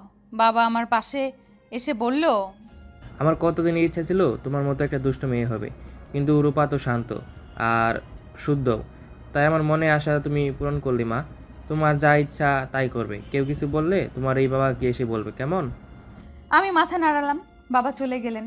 1 ঘন্টা পর রিসেপশন পার্টি শুরু। শুদ্ধ আমার পাশে দাঁড়িয়ে আছে। কয়েকজন বন্ধু এসে ওকে ডাকতেই ওর ফোনটা রেখে চলে গেল। আমি ফোনটা হাতে নিলাম। আইফোন বেডার। আমাকে দেখায়ও নাই। হাহ, ভাগ্য ভালো লক খোলা ছিল। আমি ফেসবুকে গেলাম, অর্ক মাহমুদ শুদ্ধ আইডি দেখতেছি। হঠাৎ একটা মেসেজ আসলো জিসা নামের আইডি থেকে। দেখতে নিব তখনই এক মহিলা এলো। আমি ফোনটা রেখে দিলাম। মহিলাটা আমার সাথে কথা বলল কিছুক্ষণ, তারপর চলে গেল। আমার আম্মু আব্বুও চলে এলো, ফুপিও এসেছে। আর ফুপিকে চিন্তিত লাগছে। কিন্তু কেন?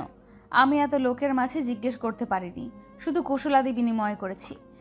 বিকেলের দিকে পার্টি শেষ হলো। আজ আমাদের বাসায় যাব, সিলেটে। ইয়াহু, ভাবতেই খুশি লাগছে। কিন্তু শাশুড়ি আম্মু আর বাবার মন খারাপ দেখে আমার মনও খারাপ লাগছে।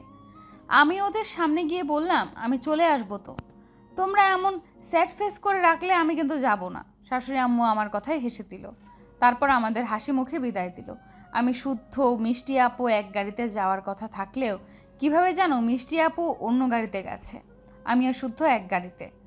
সন্ধ্যা হয়ে গেল একটু পরেই। আজ পূর্ণিমা। শুদ্ধ ড্রাইভ করছে, আমি ওর পাশে বসে আছি।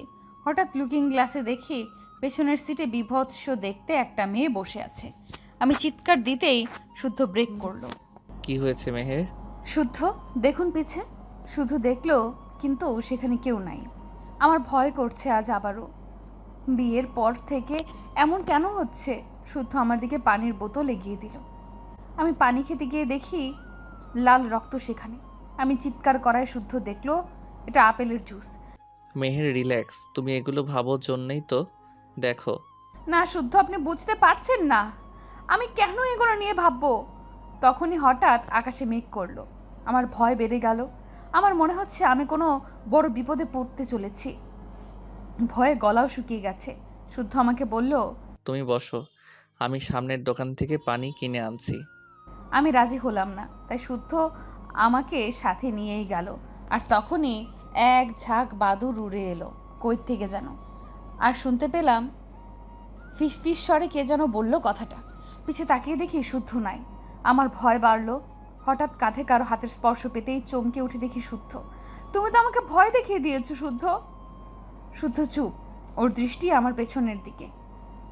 আমার ওকে ডাকলাম, শুদ্ধ। ও চমকালো, আমার দিকে তাকিয়ে বলল, চলো এখান থেকে। কিন্তু কিভাবে যাব? ঝড় উঠেছে, এই অবস্থায় ড্রাইভ করবা কিভাবে? শুদ্ধ কিছুক্ষণ আশেপাশের পরিবেশটা দেখলো, হঠাৎই বলল, মেহের লুক, ওই জায়গাটার আকাশ একদম পরিষ্কার। আমি শুদ্ধর কথা শুনে ওদিকে তাকালাম। সত্যিই তো, ওইখানে কোনো ঝড়ের ঝড়ও নাই। শুদ্ধ আমাকে বলল, মেহের এই জায়গাটা ভালো না। আমি কেন যে শর্টকাট রাস্তা দিয়ে এলাম, শিট। মানে এটা অন্য রাস্তা? হ্যাঁ, আমাদের ডান পাশে একটা কবরস্থান আছে, সেটা ক্রস করলেই মেইন রোড। বাট এখন এমন পরিবেশ দেখে আমার মনে অন্য ভয় পাচ্ছে। মেহের, তুমি চোখ বন্ধ করো। শুদ্ধ কথায় চমকালাম, প্রকাশ করলাম না। শুদ্ধ হঠাৎ কেমন করতে লাগলো, ছটফট। আমি বুঝতে পারলাম না কি হলো। আপনি ঠিক আছেন? সাফোকেশন হচ্ছে হঠাৎ। কেন? আচ্ছা চলুন আমরা এই জায়গা থেকে যাই। হুম। আমি আর শুদ্ধ বেশ কিছু দূর হাঁটতেই দেখলাম আমরা আবারও একই জায়গাতেই এসে দাঁড়িয়েছি। শুদ্ধ আমার চোখ ধরলো। আচমকা এমন হওয়াতে ভরকে যাই আমি। তখনই কিছু আওয়াজ শুনতে পারি, কিন্তু চোখ থেকে শুদ্ধর হাত সরাতেই পারছি না। একটু বাদে ও হাত সরিয়ে নেয়। হাত সরিয়ে নিয়ে আমাকে বলে, মেহের, তুমি আমাকে আগে কেন বলনি তোমার সাথে এসব? আজ প্রথম নয়। কি ব্যাপার? উনি কিভাবে কথাটা জানলো? আমি কিছু বলবো তার আগেই আমার হাত ধরে শুদ্ধ দৌড় দিল। গাড়ির কাছে এসে দ্রুত দরজা খুলে আমাকে বসিয়ে নিজেও বসে পড়ল। স্পিডে গাড়ি স্টার্ট দিতে নিল, কিন্তু স্টার্ট নিচ্ছে না। তখনই আমি খেয়াল করলাম কতগুলো হিংস্র মৃতদেহ দৌড়ে আসছে আমাদের গাড়ির দিকে। এই দৃশ্য দেখতেই আত্মা ছ্যাত করে উঠল আমার। শুদ্ধ হাত ধরে এক চিৎকার দিলাম। দেখলাম শুদ্ধর মাথায় বিন্দু বিন্দু ঘাম। ও চোখ বন্ধ করে খুলে শেষবার একটা চেষ্টা করতে লাগলো। আর সেই মৃতদেহগুলো গাড়ির কাচের উপর হামলে পড়েছে, এখনই ভেঙে ফেলবে। আমি দোয়া দরুদ পড়ছি। এতই ভয়ঙ্কর দেখতে এদের মুখ, কি বলবো। ওদের ধাক্কাতে গাড়ির গ্লাস ভেঙে যাওয়ার উপক্রম হলো। হঠাৎ এক শব্দে দরজার গ্লাস খানিকটা ভেঙে গেল। ঝলসানো এক মৃতদেহের হাত আমার হাত চেপে ধরল। আমি এক চিৎকার দিতেই শুদ্ধ আমায় জড়িয়ে ধরল। আর কিছু মনে নেই। চোখ পিট করে খুলতেই দেখলাম আমি আমার রুমে। উঠে বসার চেষ্টা করতেই শুদ্ধ এসে আমাকে বসতে হেল্প করলো। তোমার রেস্ট নিতে হবে, ওঠো না। আমি ঠিক আছি। আমি এখানে কিভাবে আসলাম? ওই বিপদ থেকে কিভাবে বের হলাম? সেসব পরে শোনো, এখন বসো, আমি আম্মুকে ডাকি। বলে শুদ্ধ রুম থেকে চলে গেল। আমি স্পষ্ট বুঝতে পারলাম ও আমায় এড়িয়ে গেল, কিন্তু কেন? আর শুদ্ধর কপালে ব্যান্ডেজই বা কেন? কি হয়েছে? আমি জ্ঞান হারাবার পর ভাবনার মাঝেই আম্মু বলল, মেহের, আর জোর বাঁচা বেঁচে গেছি, অ্যাক্সিডেন্ট হতে হতে হয়নি, না হলে কি হতো? আম্মুর কথায় বুঝলাম তখনের ওই বিপদের কথা আম্মু জানে না। যাক, না জানাই ভালো, টেনশনে পড়ে যাবে। এমনিতেই আম্মু হার্টের পেশেন্ট। ওই দিন রাতে আমি আর আম্মু এক রুমে থাকলাম শুদ্ধ আব্বুর সাথে। শুদ্ধ ইচ্ছে করেই আমার সামনে আসছে না, এটা আমি ভালোই বুঝতে পারছি। মাঝরাতে আমার ঘুম ভাঙল। মনে হলো কোনো পাখি উঠছে বাহিরে, আর তার ডানা ঝাপটানোর শব্দ আমার কানে এসে বাড়ি খাচ্ছে। আমি উঠে বসতেই শব্দ বন্ধ হয়ে গেল। মনে হতে লাগলো কেউ আমায় ডাকছে। এমনভাবে ডাকটা বারবার কানে লাগছে। আমি হঠাৎ নিজের উপর কন্ট্রোল হারিয়ে ফেললাম। সেই ডাকটার দিকে অনুসরণ করে যেতে লাগলাম। একদম ছাদের কিনারে উঠে পড়েছি। তখনই কেউ টান দিল আমাকে। তাকিয়ে দেখি শুদ্ধ। পাগল হয়ে গেছো মেহের? এত রাতে এখানে কি করো তুমি? আমি জানি না আমি কিভাবে আসছি। আমি তো আর বলতে পারি না। লুটিয়ে পড়ি শুদ্ধের বুকে। ও কোলে করে রুমে আনে আমাকে। তারপর মুখে পানির ছিটা দিতেই জ্ঞান ফেরে। আমি সবটা ওকে বলি। তখন শুদ্ধ বলে, তুমি আমি কালই আমাদের বাসায় যাব। এই বাসায় কিছু তো একটা হচ্ছে যা আমার ঠিক লাগছে না। আমি কিছু বলিনি। অনেক দুর্বল লাগছিল আমার। আমি ঘুমিয়ে পড়ি। শুদ্ধ আমাকে আর ডাকেনি। পরদিন সকালেই আমরা বাসার উদ্দেশ্যে বেরিয়ে পড়লাম। রাস্তার মাঝে কালো কুচকুচে দুইটা কুকুর আমার গাড়ির সামনে এসে পড়ায় শুদ্ধ জোরে ব্রেক করলো। আর তখনই কুকুরগুলো নাই। আমি ভয়ে শুদ্ধর শার্ট খামচে ধরেছি। শুদ্ধ দ্রুত ড্রাইভ করে বাসায় এলো। শাশুড়ি আম্মুকে শুদ্ধ সবটা বলেছে। আম্মু আমাকে রুমে নিয়ে গিয়ে বলল, আম্মু, আমি সবটা শুনছি। তোমার উপরে খারাপ কিছু নজর পড়েছে হয়তো, কিন্তু তুমি চিন্তা করো না, এখানে তুমি একদম সেফ। কিচ্ছু বলিনি। আমার কথা বলার শক্তিও নাই। কেন জানি হঠাৎ অনেক দুর্বল হয়ে পড়েছি। হঠাৎ করে চলে আসায় ফুপির সাথে দেখা করে আসতে পারিনি। তাই বিকেলে ফুপি মিষ্টি নিয়ে আমাকে দেখতে এসেছে। আমার পাশে বসে অনেক গল্প করলো। তারপর মাথায় হাত বুলিয়ে ঘুম পাড়িয়ে দিয়ে ফুপি চলে গেছে। আমার ঘুম ভাঙে রাত 10টার দিকে। শুদ্ধ সোফায় বসে কিছু ফাইল দেখছিল। ওকে দেখে আমি চিৎকার করে উঠি। ও আমার দিকে এগিয়ে আসতে নিলে ওকে ধাক্কা দিয়ে সরিয়ে দেই।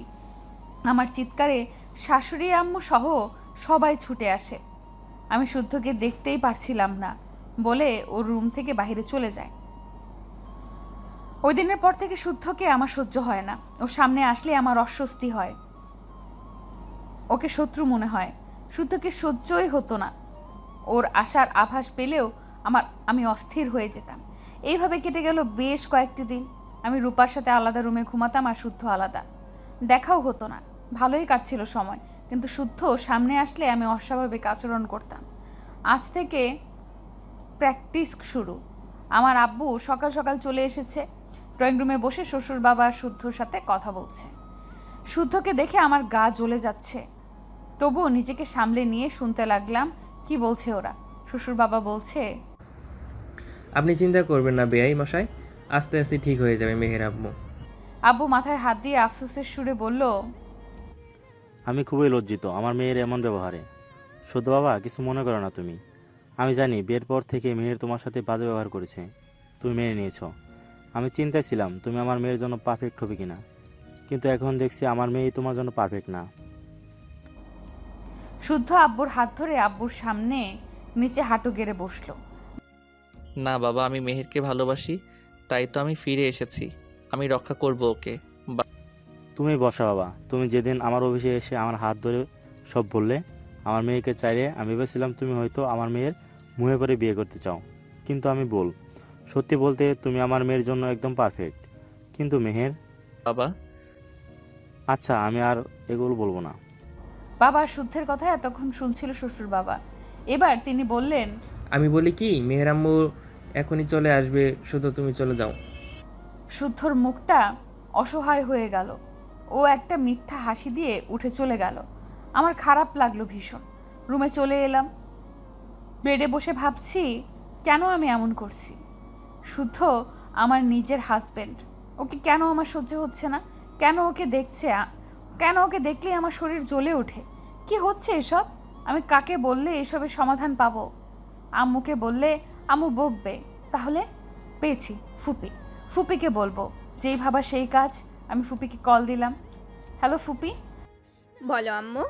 তুমি হাসপাতালের সামনে ওয়েট করো, আমি আসতেছি। আচ্ছা আমি আসবো, কিন্তু কি হয়েছে মা? সিরিয়াস কিছু? এসে বলবো বলে কল কেটে দিলাম। আমি বের হয়ে গেলাম। বাবা শ্বশুর বাবা আমাকে হসপিটাল পর্যন্ত নামিয়ে দিয়ে ওরা চলে গেল। ওরা চলে যেতেই আমি হসপিটালের সামনে ফুপিকে দেখলাম। ফুপিকে নিয়ে একটা কফি শপে গেলাম। কি হয়েছে আম্মু? এভাবে লুকিয়ে দেখা করছো কেন? সব বলবো ফুপি, আমার তোমার হেল্প লাগবে। বলো। এরপর আমি ফুপিকে সব বললাম। ফুপি অবাক হলো, আমাকে সান্ত্বনা দিয়ে বলল, আমি দেখছি, তুমি চিন্তা করো না আম্মু। কোনো প্যারানর্মাল এক্সপার্টের সাথে আমি কথা বলবো। আমি শান্ত হলাম। কফি শপ থেকে বের হয়ে হসপিটালে এলাম। খেয়াল করলাম শুদ্ধ আড়াল থেকে আমাকে দেখছে। আমি পাত্তা না দিয়ে চলে এলাম।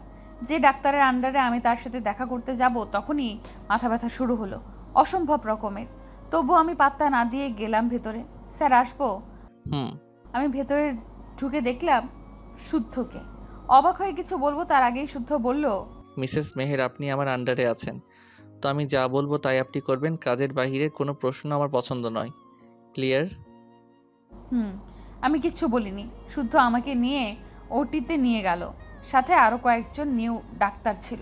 আমি অবাক হচ্ছি এটা ভেবে যে শুদ্ধ একজন ডাক্তার, অথচ এই 1 মাসে আমি এটাই জানি না। কাজের বাইরে একটা কথাও শুদ্ধের সাথে আমার হয়নি। মাথা ব্যথাটা কমলেও একদম সেরে যায়নি। তাই সন্ধ্যায় বাসায় ফিরে কফি নিয়ে রুমে গেলাম। তখনই রুমে শান্ত নক করলো। ভাবি আসবো? আসো। ভাবি, তোমার সাথে ভাইয়ের কি হয়েছে আমি জানি না, কিন্তু তোমাদের এভাবে আলাদা থাকা ভালো লাগছে না। কি বলবো? কোনো উত্তর আমার কাছে নেই। শান্ত আবারও বলল, ভাবি, আমার এক ফ্রেন্ড আছে, ও মনোবিজ্ঞানী। তুমি চাইলে ওর সাথে কথা বলতে পারো, প্রবলেমটা সলভ হবে। তুমি ভাইয়াকে কেন সহ্য করতে পারো না তাও ক্লিয়ার হবে। শান্তর কথায় মনে হলো দেখা করা উচিত ওর ফ্রেন্ডের সাথে। আমি নিজেও জানি না কেন এমন করি আমি শুদ্ধের সাথে। আমি শান্তকে বললাম কাল যাব ফ্রেন্ডের সাথে দেখা করতে। ও বলল বিকেলে নিয়ে যাবে। পরের দিন বিকেলে ডাক্তার রায়ানের চেম্বারে বসে আছি আমি আর শান্ত। রায়ান আমাকে জিজ্ঞেস করে, মেহের, আমি শান্ত থেকে শুনেছি কিছুটা। আমি তোমাকে হেল্প করব এই প্রবলেম থেকে বের হতে। তাতে যা বলবো তাই করতে হবে ওকে। তুমি যা দেখো সেটা নর্মাল না, তারপরেও এতদিন মেনে নিয়ে এসেছো কেন? আসলে আমি ভেবেছিলাম এগুলো এমনি। আচ্ছা, আমার চোখের দিকে তাকাও। আমি তাকালাম। হঠাৎ কি হলো কিছুই আমার মনে হলো নিজের মধ্যে আমি নেই, নিজেকে রোবট বলে মনে হচ্ছিল। ডাক্তার রায়ান এবার জিজ্ঞেস করলো, তোমার সাথে কি হয়েছে এ পর্যন্ত সব বলো। আমি বলতে নিব তখনই খুব জোরে বাতাস শুরু হলো। রুমের এদিক ওদিক উঠতে লাগলো। শান্ত ভয় পেয়ে গেল। ডাক্তার রায়ান আমার থেকে ছিটকে দূরে পড়ে গেল। ছবির একটা ফ্রেম খুব জোরে দেওয়াল থেকে নিচে পড়ে গেল। আমার মনে হলো আমার ঘোর ভাবটা কেটে গেল। আর তখনই সব শান্ত হয়ে গেল। শান্ত আমার দিকে দৌড়ে এলো। ভাবি, তুমি ঠিক আছো? হ্যাঁ, এখানে কি হয়েছে? বুঝতে পারছি না ভাবি, তুমি দাঁড়াও। শান্ত ছুটে ডক্টর রায়ানের কাছে গেল। ডক্টর রায়ান নিচে পড়েছিল। উনি শান্তর সাহায্যে উঠে বসলেন। আমি ঠিক আছি শান্ত। কি হয়েছিল এটা? শান্তর প্রশ্নের প্রতি উত্তর করল না ডক্টর রায়ান। কিছুক্ষণ পর আমরা চলে এলাম। ডক্টর রায়ান বলল একদিন আমাদের বাসায় আসবেন। বাসায় আসতেই দেখি শাশুড়ি আম্মুর পায়ে ব্যথা বেড়েছে। আম্মু কি হলো তোমার? ফুপিমা, তুমি ঠিক আছো? শান্তও জিজ্ঞেস করলো। শাশুড়ি আম্মু হাসি মুখে বললেন, ঠিক আছে, আমি আছি, তোরা একসাথে ফিরিস। শাশুড়ি আম্মুর কথায় কি বলবো ভাবছি। ডক্টর রায়ানের কথা বললে যদি ভয় পায়, তাই চুপ আছি। তখন শান্ত বলল, আমি আসার সময় বাবির হসপিটালে গিয়েছিলাম এক ফ্রেন্ডের অসুস্থ, ওকে নিয়ে। ও আচ্ছা, রুমে যা, ফ্রেশ হয়ে আয়।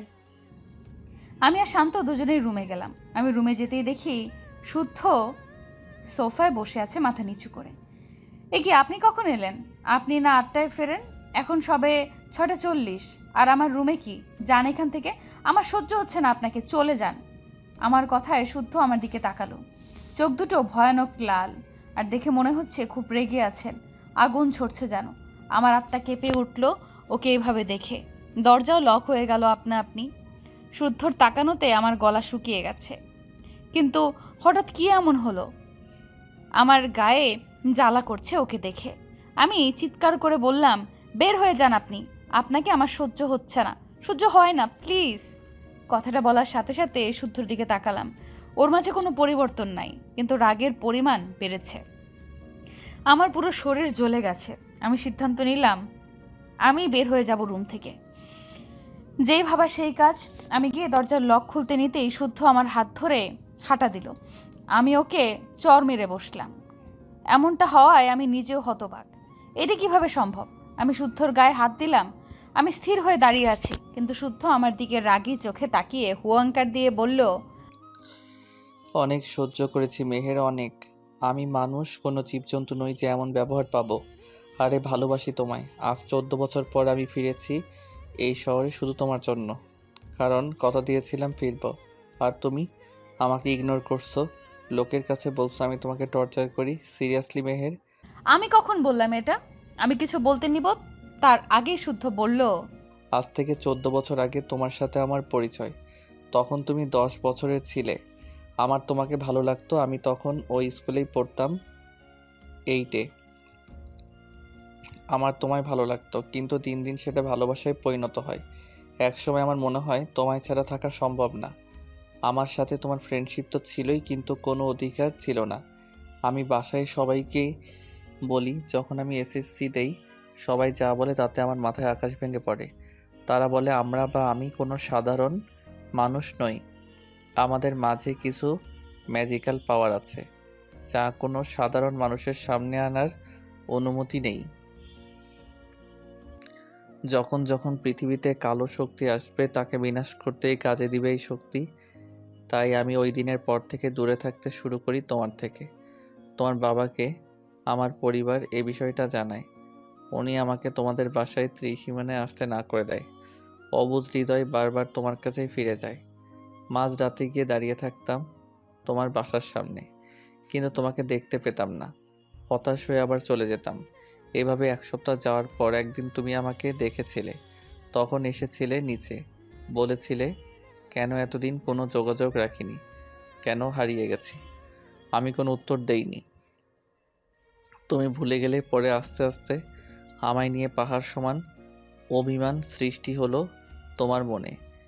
কথাগুলো বলে শুদ্ধ সোফায় বসে পড়ল। আমার চোখ দিয়ে পানি পড়ছে। আমার ছোটবেলায় একটাই বন্ধু ছিল, সেটা শুদ্ধ, যাকে অর্ক নামেই চিনতাম। আমি ভাবিনি ও আমাকে ভালোবাসে।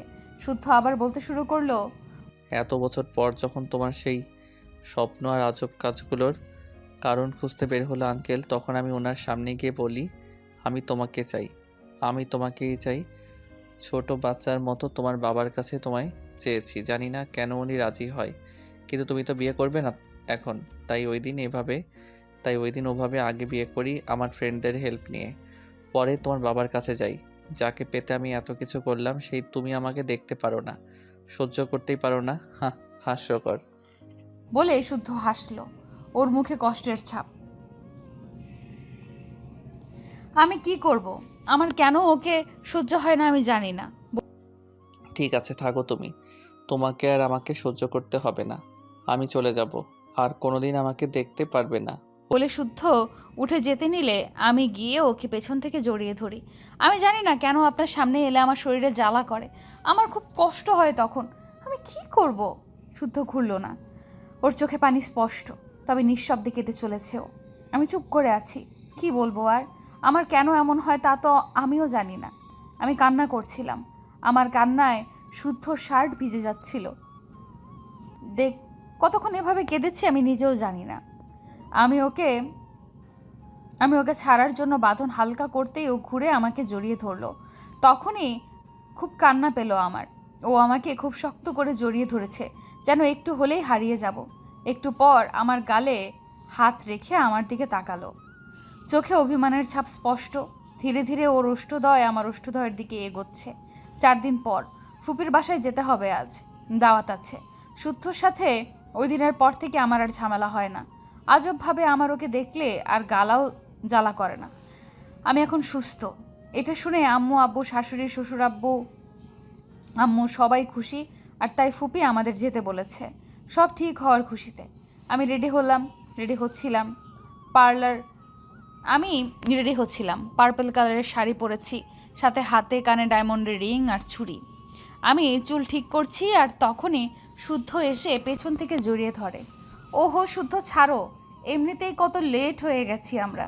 শুদ্ধ আরও শক্ত করে আমাকে জড়িয়ে ধরে কাঁধে মাথা রেখে বলল, হোক, অনেকক্ষণ ধরে তোমায় দেখছিলাম না, মন খারাপ হয়ে গিয়েছিল। আমাকে এখন আমার মেডিসিন দাও। শুদ্ধ হুশ। চোখ বন্ধ করো। আমার বলার সাথে সাথে শুদ্ধ চোখ বন্ধ করে ফেললো। আমি ওর দিকে ঘুরে ওর গালে ঠোঁট ছুঁয়ে দৌড়ে বাইরে চলে গেলাম। শুধু থ হয়ে দাঁড়িয়ে আছে, ভালোই লাগছে। আমি হাসতে হাসতে নিচে নামতেই শাশুড়ি আম্মু বলল, আমার মামনি এত খুশি কেন আজ? ফুপির বাসায় যাবে বলে? না আম্মু, এমনিতেই। আম্মু হেসে চলে গেল।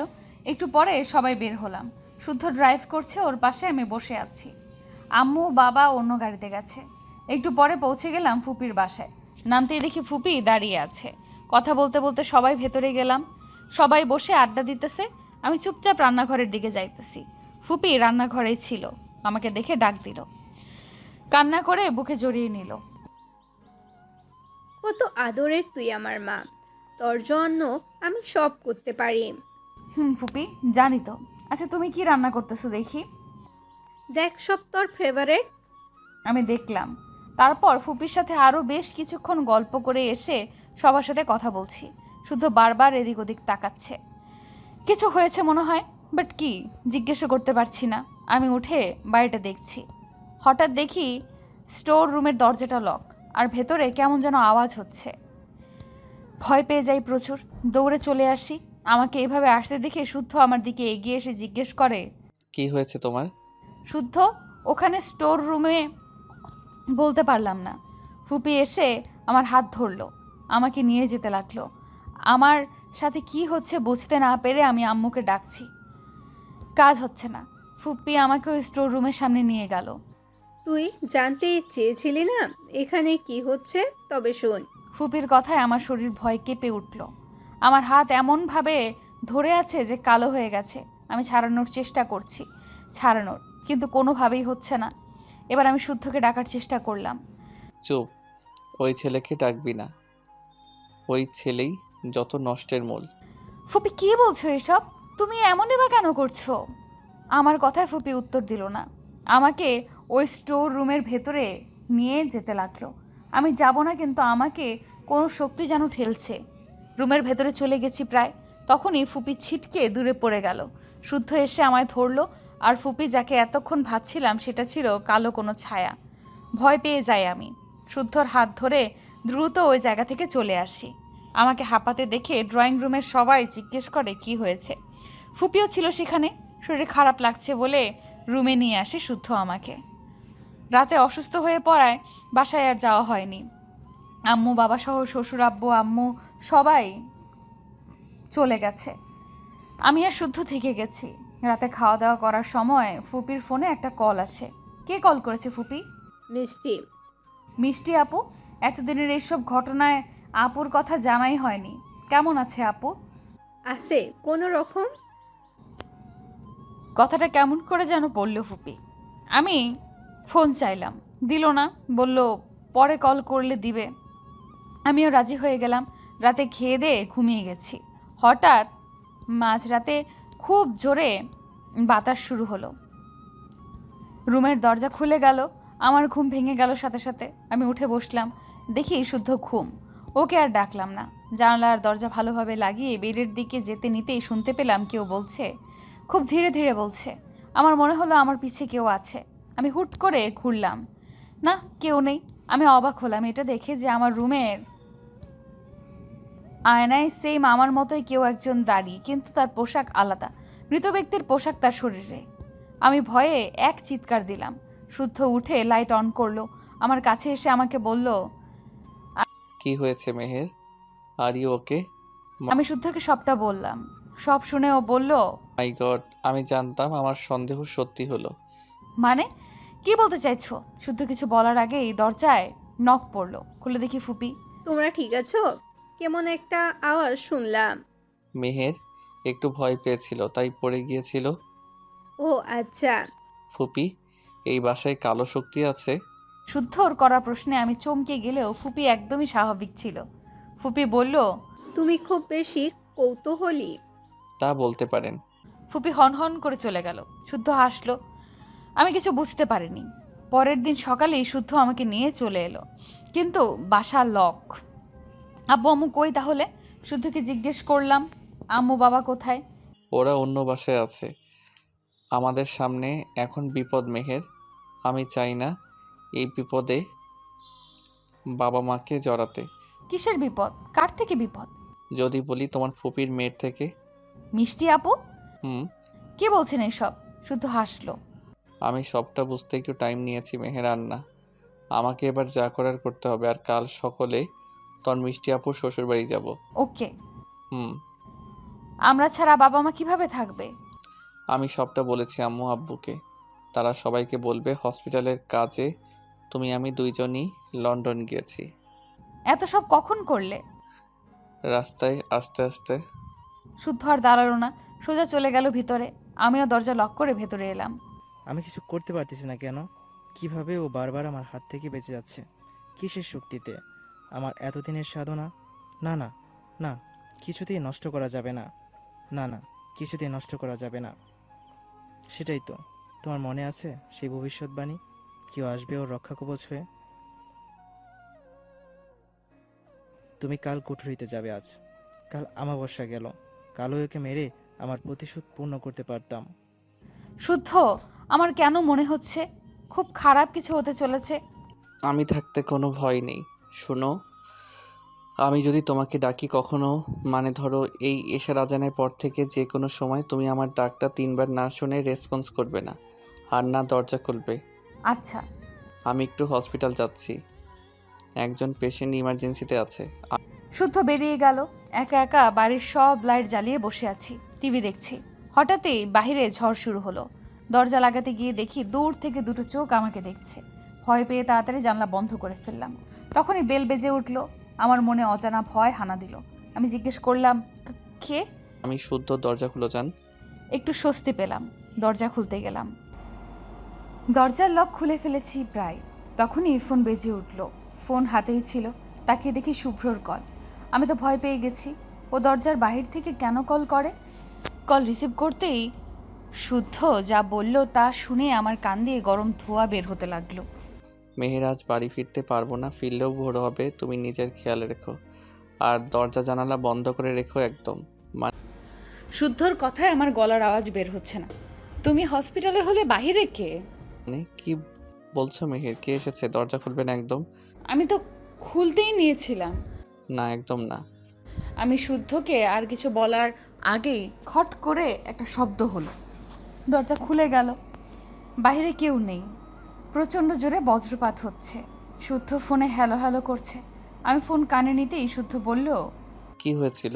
ও কে যেন নক করছিল দরজা, কিন্তু এখন কেউ নেই।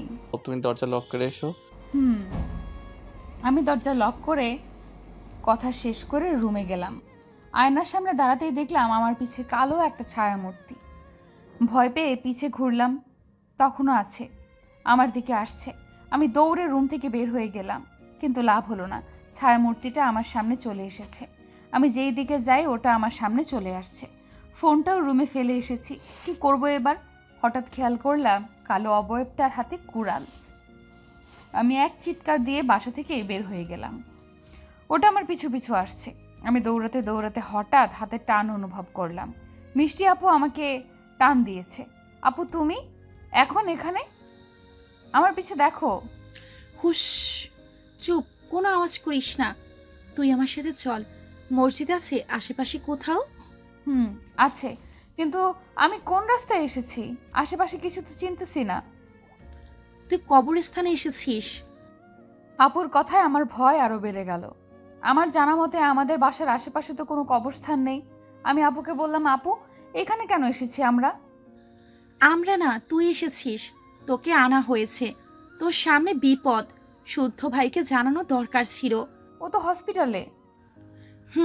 মিথ্যে মায়ের আশ্রয় নিয়ে ওকে তোর কাছ থেকে সরানো হয়েছে। কে করেছে এসব আপু? আম্মু। কি, তুমি এই কথা বলছো? আমার মা অনেক আগে থেকেই কালো জাদুর সাধনা করত। বাবার ব্যবসার সম্পদ এই কালো জাদুর বলেই মা হাতিয়েছে। আমার মা দেখতে যেমন, আসলে সে তেমন নয়। সে এক ভয়ঙ্কর পিশাচে পরিণত হয়েছে। সে এখন চায় অমর হতে। তার জন্য লাগবে দুজন পবিত্র আত্মা, যাদের বলি দিবে। শক্তি অনেক বেড়ে গেছে মায়ের, কারণ একজনকে বলি দেওয়া শেষ। এবার তোর পালা। ছোট থেকেই মা তোকে আদর বেশি এই জন্যই করত, যাতে তোকে বলি দিতে পারে। তোর উপর কালো জাদুও করেছে, যাতে শুদ্ধ বাইকে তুই সহ্য করতে না পারিস, সবার চোখে খারাপ হয়ে যাস, যাতে তুই হারিয়ে গেলেও কেউ অত মাথা ঘামাবে না। প্রথম কাকে বলে দিয়েছে? আমাকে। আপুর মুখে এই কথাটা শোনার সাথে সাথে আমি আপুর থেকে ছিটকে সরে যাই। কি বলছে এসব? বৃষ্টির কারণে কবরস্থানের মাটি ভেজা ছিল, আমার পা আটকে যায়, আমি নড়তেও পারছি না। মিষ্টি আপু হাওয়ায় মিলিয়ে গেল, আর ওই অবয়বটাকেও দেখতে পারছি না এখন। কিন্তু আমার পা কিসে আটকালো? তখনই দেখতে পাই একজন মহিলা সামনে আগুন নিয়ে যজ্ঞ করছে মনে হয়। আমি কিছুতেই পা আগাতে পারছি না। মহিলাটা আমার দিকে তাকিয়ে বিকট হাসি দিল। আমি চিনতে পারছি না মহিলাটাকে, দূর থেকে মুখ ভালো করে বোঝা যায় না। একটু পরে মহিলাটা উঠে আমার দিকে আগাতে লাগলো। তখনই খেয়াল করলাম মহিলাটা আর কেউ না, ফুপি। আমার চোখের পানি চলে এলো। যে ফুপিকে এত ভালোবাসতাম, মায়ের পরের স্থানটা যাকে দিয়েছিলাম, সে এমন করলো। আমার ভাবা বা বলার আর কিছুই নাই। আমি সত্যিই আজ বোবা হয়ে গেছি। ফুপি এগিয়ে এসে আমার সামনে দাঁড়ালো, বলতে শুরু করলো, খুব ভালো ভাগ্য তোর, বারবার বেঁচে যাস। এবার তো মেরেই ফেলেছিলাম, তাও বেঁচে গেলে। আমার সব কালো জাদুর শক্তি শেষ করে দিল তোর পর। ওর সাথে তোর মিলনের ফলে আমার সব মায়া কেটে গেল। তোর উপর থেকে তুই সুস্থ হয়ে গেলি। এদিকে সময় ঘনিয়ে আসলো, হাতে ছিল একটা পূর্ণিমা। শেট, আজ তোকে বলি দিয়ে আমি অমর হয়ে যাব। আমি হব পৃথিবীর সব থেকে শক্তিশালী পিশাচ। ওই দেখ। হাত দিয়ে সামনের দিকে ইশারা করলো। আমি আরেক দফা অবাক হলাম।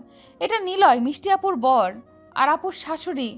ফুপি আবারও বলতে শুরু করলো, বুঝিসনি তো কেন পড়া এখানে? আমি মাথা নাড়িয়ে না করলাম। তখন ফুপি বলতে শুরু করলো, ওরাও পিশাচ, আমার চেলাও বলতে পারিস। মিষ্টিকে বলি দিতে ওরাই সাহায্য করেছে। মিষ্টির আত্মা জাদু বলে আটকে রেখেছি, একসাথে তোদের মুক্ত করব বলে। আমার চোখ দিয়ে দুফোঁটা পানি পড়ল। এমন মা যেন কারণ না হয়। ফুপি এবার যা বললো তাতে আমার কলিজা শুকিয়ে গেল। ওকে ধর তোরা, আজ ওর রক্তে গোসল করে আমি সর্বশক্তিমান হব। তোর শুদ্ধ আজ ওখানে আসতে পারবে না, ওকে হাসপাতালে আটকে দিয়েছি। বলেই হা হা করে হাসতে লাগলো। একটা কুড়াল নিয়ে এলো, একদম নতুন, তবে কুড়ালের গায়ে রক্ত লেগে আছে। এটা দিয়ে মিষ্টি আপুকে মেরেছে। তবে আমি আশেপাশে একবার তাকালাম, তখনই আমার পাশে বাতাসের বেগে একটা কথা বাড়ি খেলো। কথাটা হলো, ভয় পাস না বোন, আমি তোকে বাঁচাবো। শুদ্ধ আসবে দেখিস, আমার মতন তোকে মরতে দিব না আমি। আপুর কথা কান থেকে সরতেই নিলয় আমাকে ধাক্কা দিল। আমি মাটিতে পড়ে গেলাম। ফুপি কুড়াল নিয়ে আমার দিকে এগিয়ে এলো। আমার দিকে কোপ মারতে নিতেই কোথা থেকে জোরে জোরে কুরআনের আয়াত শুনতে পেলাম, যা শুনে ফুপি সহ সকলেই চিৎকার শুরু করলো, বন্ধ করো বলে। শুদ্ধর সাথে একজন ইমাম আসছে, সেই আয়াতগুলো পড়ছেন। শুদ্ধ এসে আমাকে টেনে তুলল। ইমাম সাহেব বললেন, এই সব কিছু জ্বালিয়ে দাও। শুদ্ধ জ্বালাতে গেলেই নিলয় ওকে আটকে দিল। আমি দৌড়ে গিয়ে সব কিছু একসাথে করে যজ্ঞের আগুন ফেলে দিলাম, আর ওরা চিৎকার শুরু করলো। নিলয় আর ওর মা চোখের সামনে পুরে ছাই হয়ে গেলেও ফুপির কিছুই হয়নি। ফুপি হাসছে। ফুপি এসে আমার গলা চেপে ধরে, আর তখনই ইমাম সাহেব বলে, ওনার গলায় একটা চেন আছে, ওইটা পুড়তে হবে। ফুপির সাথে ধস্তাধস্তি শুরু হয় আমার মুখে রক্ত উঠে যায়।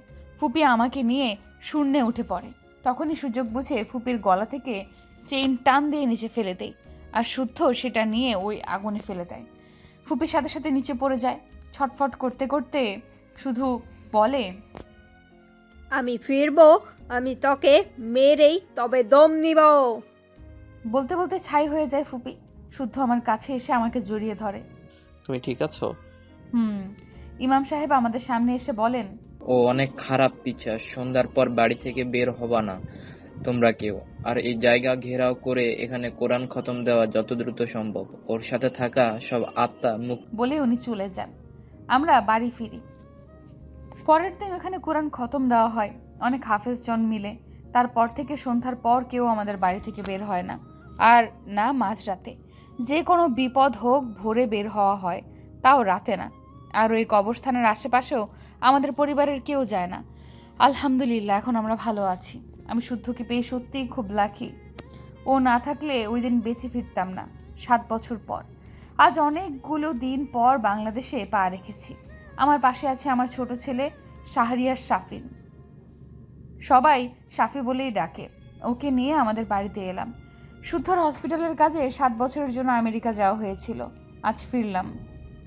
আজ আকাশ মেঘলা। আমার পাশে শাফিন অনেকক্ষণ থেকে ছটফট করছে সে বাইরে যাবে। 5 বছরের পিচ্চি আমার কথা কম, বাবার কথা বেশি শুনে। কারণ আমি তাকে দুষ্টুমি করতে না করি, আর শুদ্ধ নতুন দুষ্টুমি শিখায়। কথা বলতে বলতে বাসার সামনে চলে আসছি। শাশুড়ি আম্মু বাবা এখানে থাকে, আর আমার বাবা মা আমার ভাইয়ের সাথে আমেরিকায় থাকে। বাসার সামনে আসতেই শাফিন খুশি হয়ে গেছে। আম্মু তো শাফিনকে পেয়ে খুশি। আমি শুদ্ধর বাবার সাথে কথা বলতে বলতে ভেতরে গেলাম। সবাই অনেক খুশি। রুমে গেলাম চেঞ্জ করতে। শুদ্ধ ডাকছে, মেহের বলো। শাফিনকে সাবধানে রেখো, ও কিন্তু অনেক দুষ্টুমি করে। বাড়ির পিছনের ওই কবরস্থানে যেন না যায়। সমস্যা নেই। শুধু চেঞ্জ করতে গেল। আমি চেঞ্জ করে এসে নিচে গেলাম বাবার কাছে। রূপার বিয়ে হয়েছে, ও সংসার করতে ব্যস্ত, কাল আসবে। আর শান্ত ও ডক্টর হয়ে গেছে, এখন অনেক নামকরা ডাক্তার। ও বিয়ে করেনি। ওর কথা বিয়ে ছাড়াও থাকা যায়, ওকে আর কেউ জোর করে নাই। তবে আম্মু অনেক বলেছে, ও শুনেনি, তাই আর বলে না। আমি বাবার সাথে গল্প করছিলাম, তখনই আজান দিল। আম্মু শাফিনকে নিয়ে গেছে বাইরে কাপড় তুলতে। আম্মু আর শাফিন একটু পরেই এলো। শাফিনকে চুপচাপ লাগছিল। আমার ছেলে তো এত চুপচাপ না। তবে শাফিন কথা বলল না আমার সাথে। শুদ্ধর সাথে রুমে যেতে দেখা হলো। শুদ্ধ কোলে নিল ও মুখ ভার করে রাখলো। তারপর কোল থেকে নেমে রুমে গেল। হঠাৎ ঝড় শুরু হলো। বাহিরে তাড়াতাড়ি জানালা লাগালাম। আজই আসলাম, আর আজই এমন কেন হচ্ছে? ভয় কাজ করছে মনে। হঠাৎ শাফিন চিৎকার করলো। দৌড়ে রুমে গিয়ে দেখি ও নিচে পড়ে আছে। আয়নায় লেখা, কথা দিয়েছিলাম ফিরবো। এটা দেখে আমি ভয় পেয়ে জ্ঞান হারিয়ে ফেলি। এরপর থেকে অনেক ভয়ে থাকি, জানি না কখন কি হয়।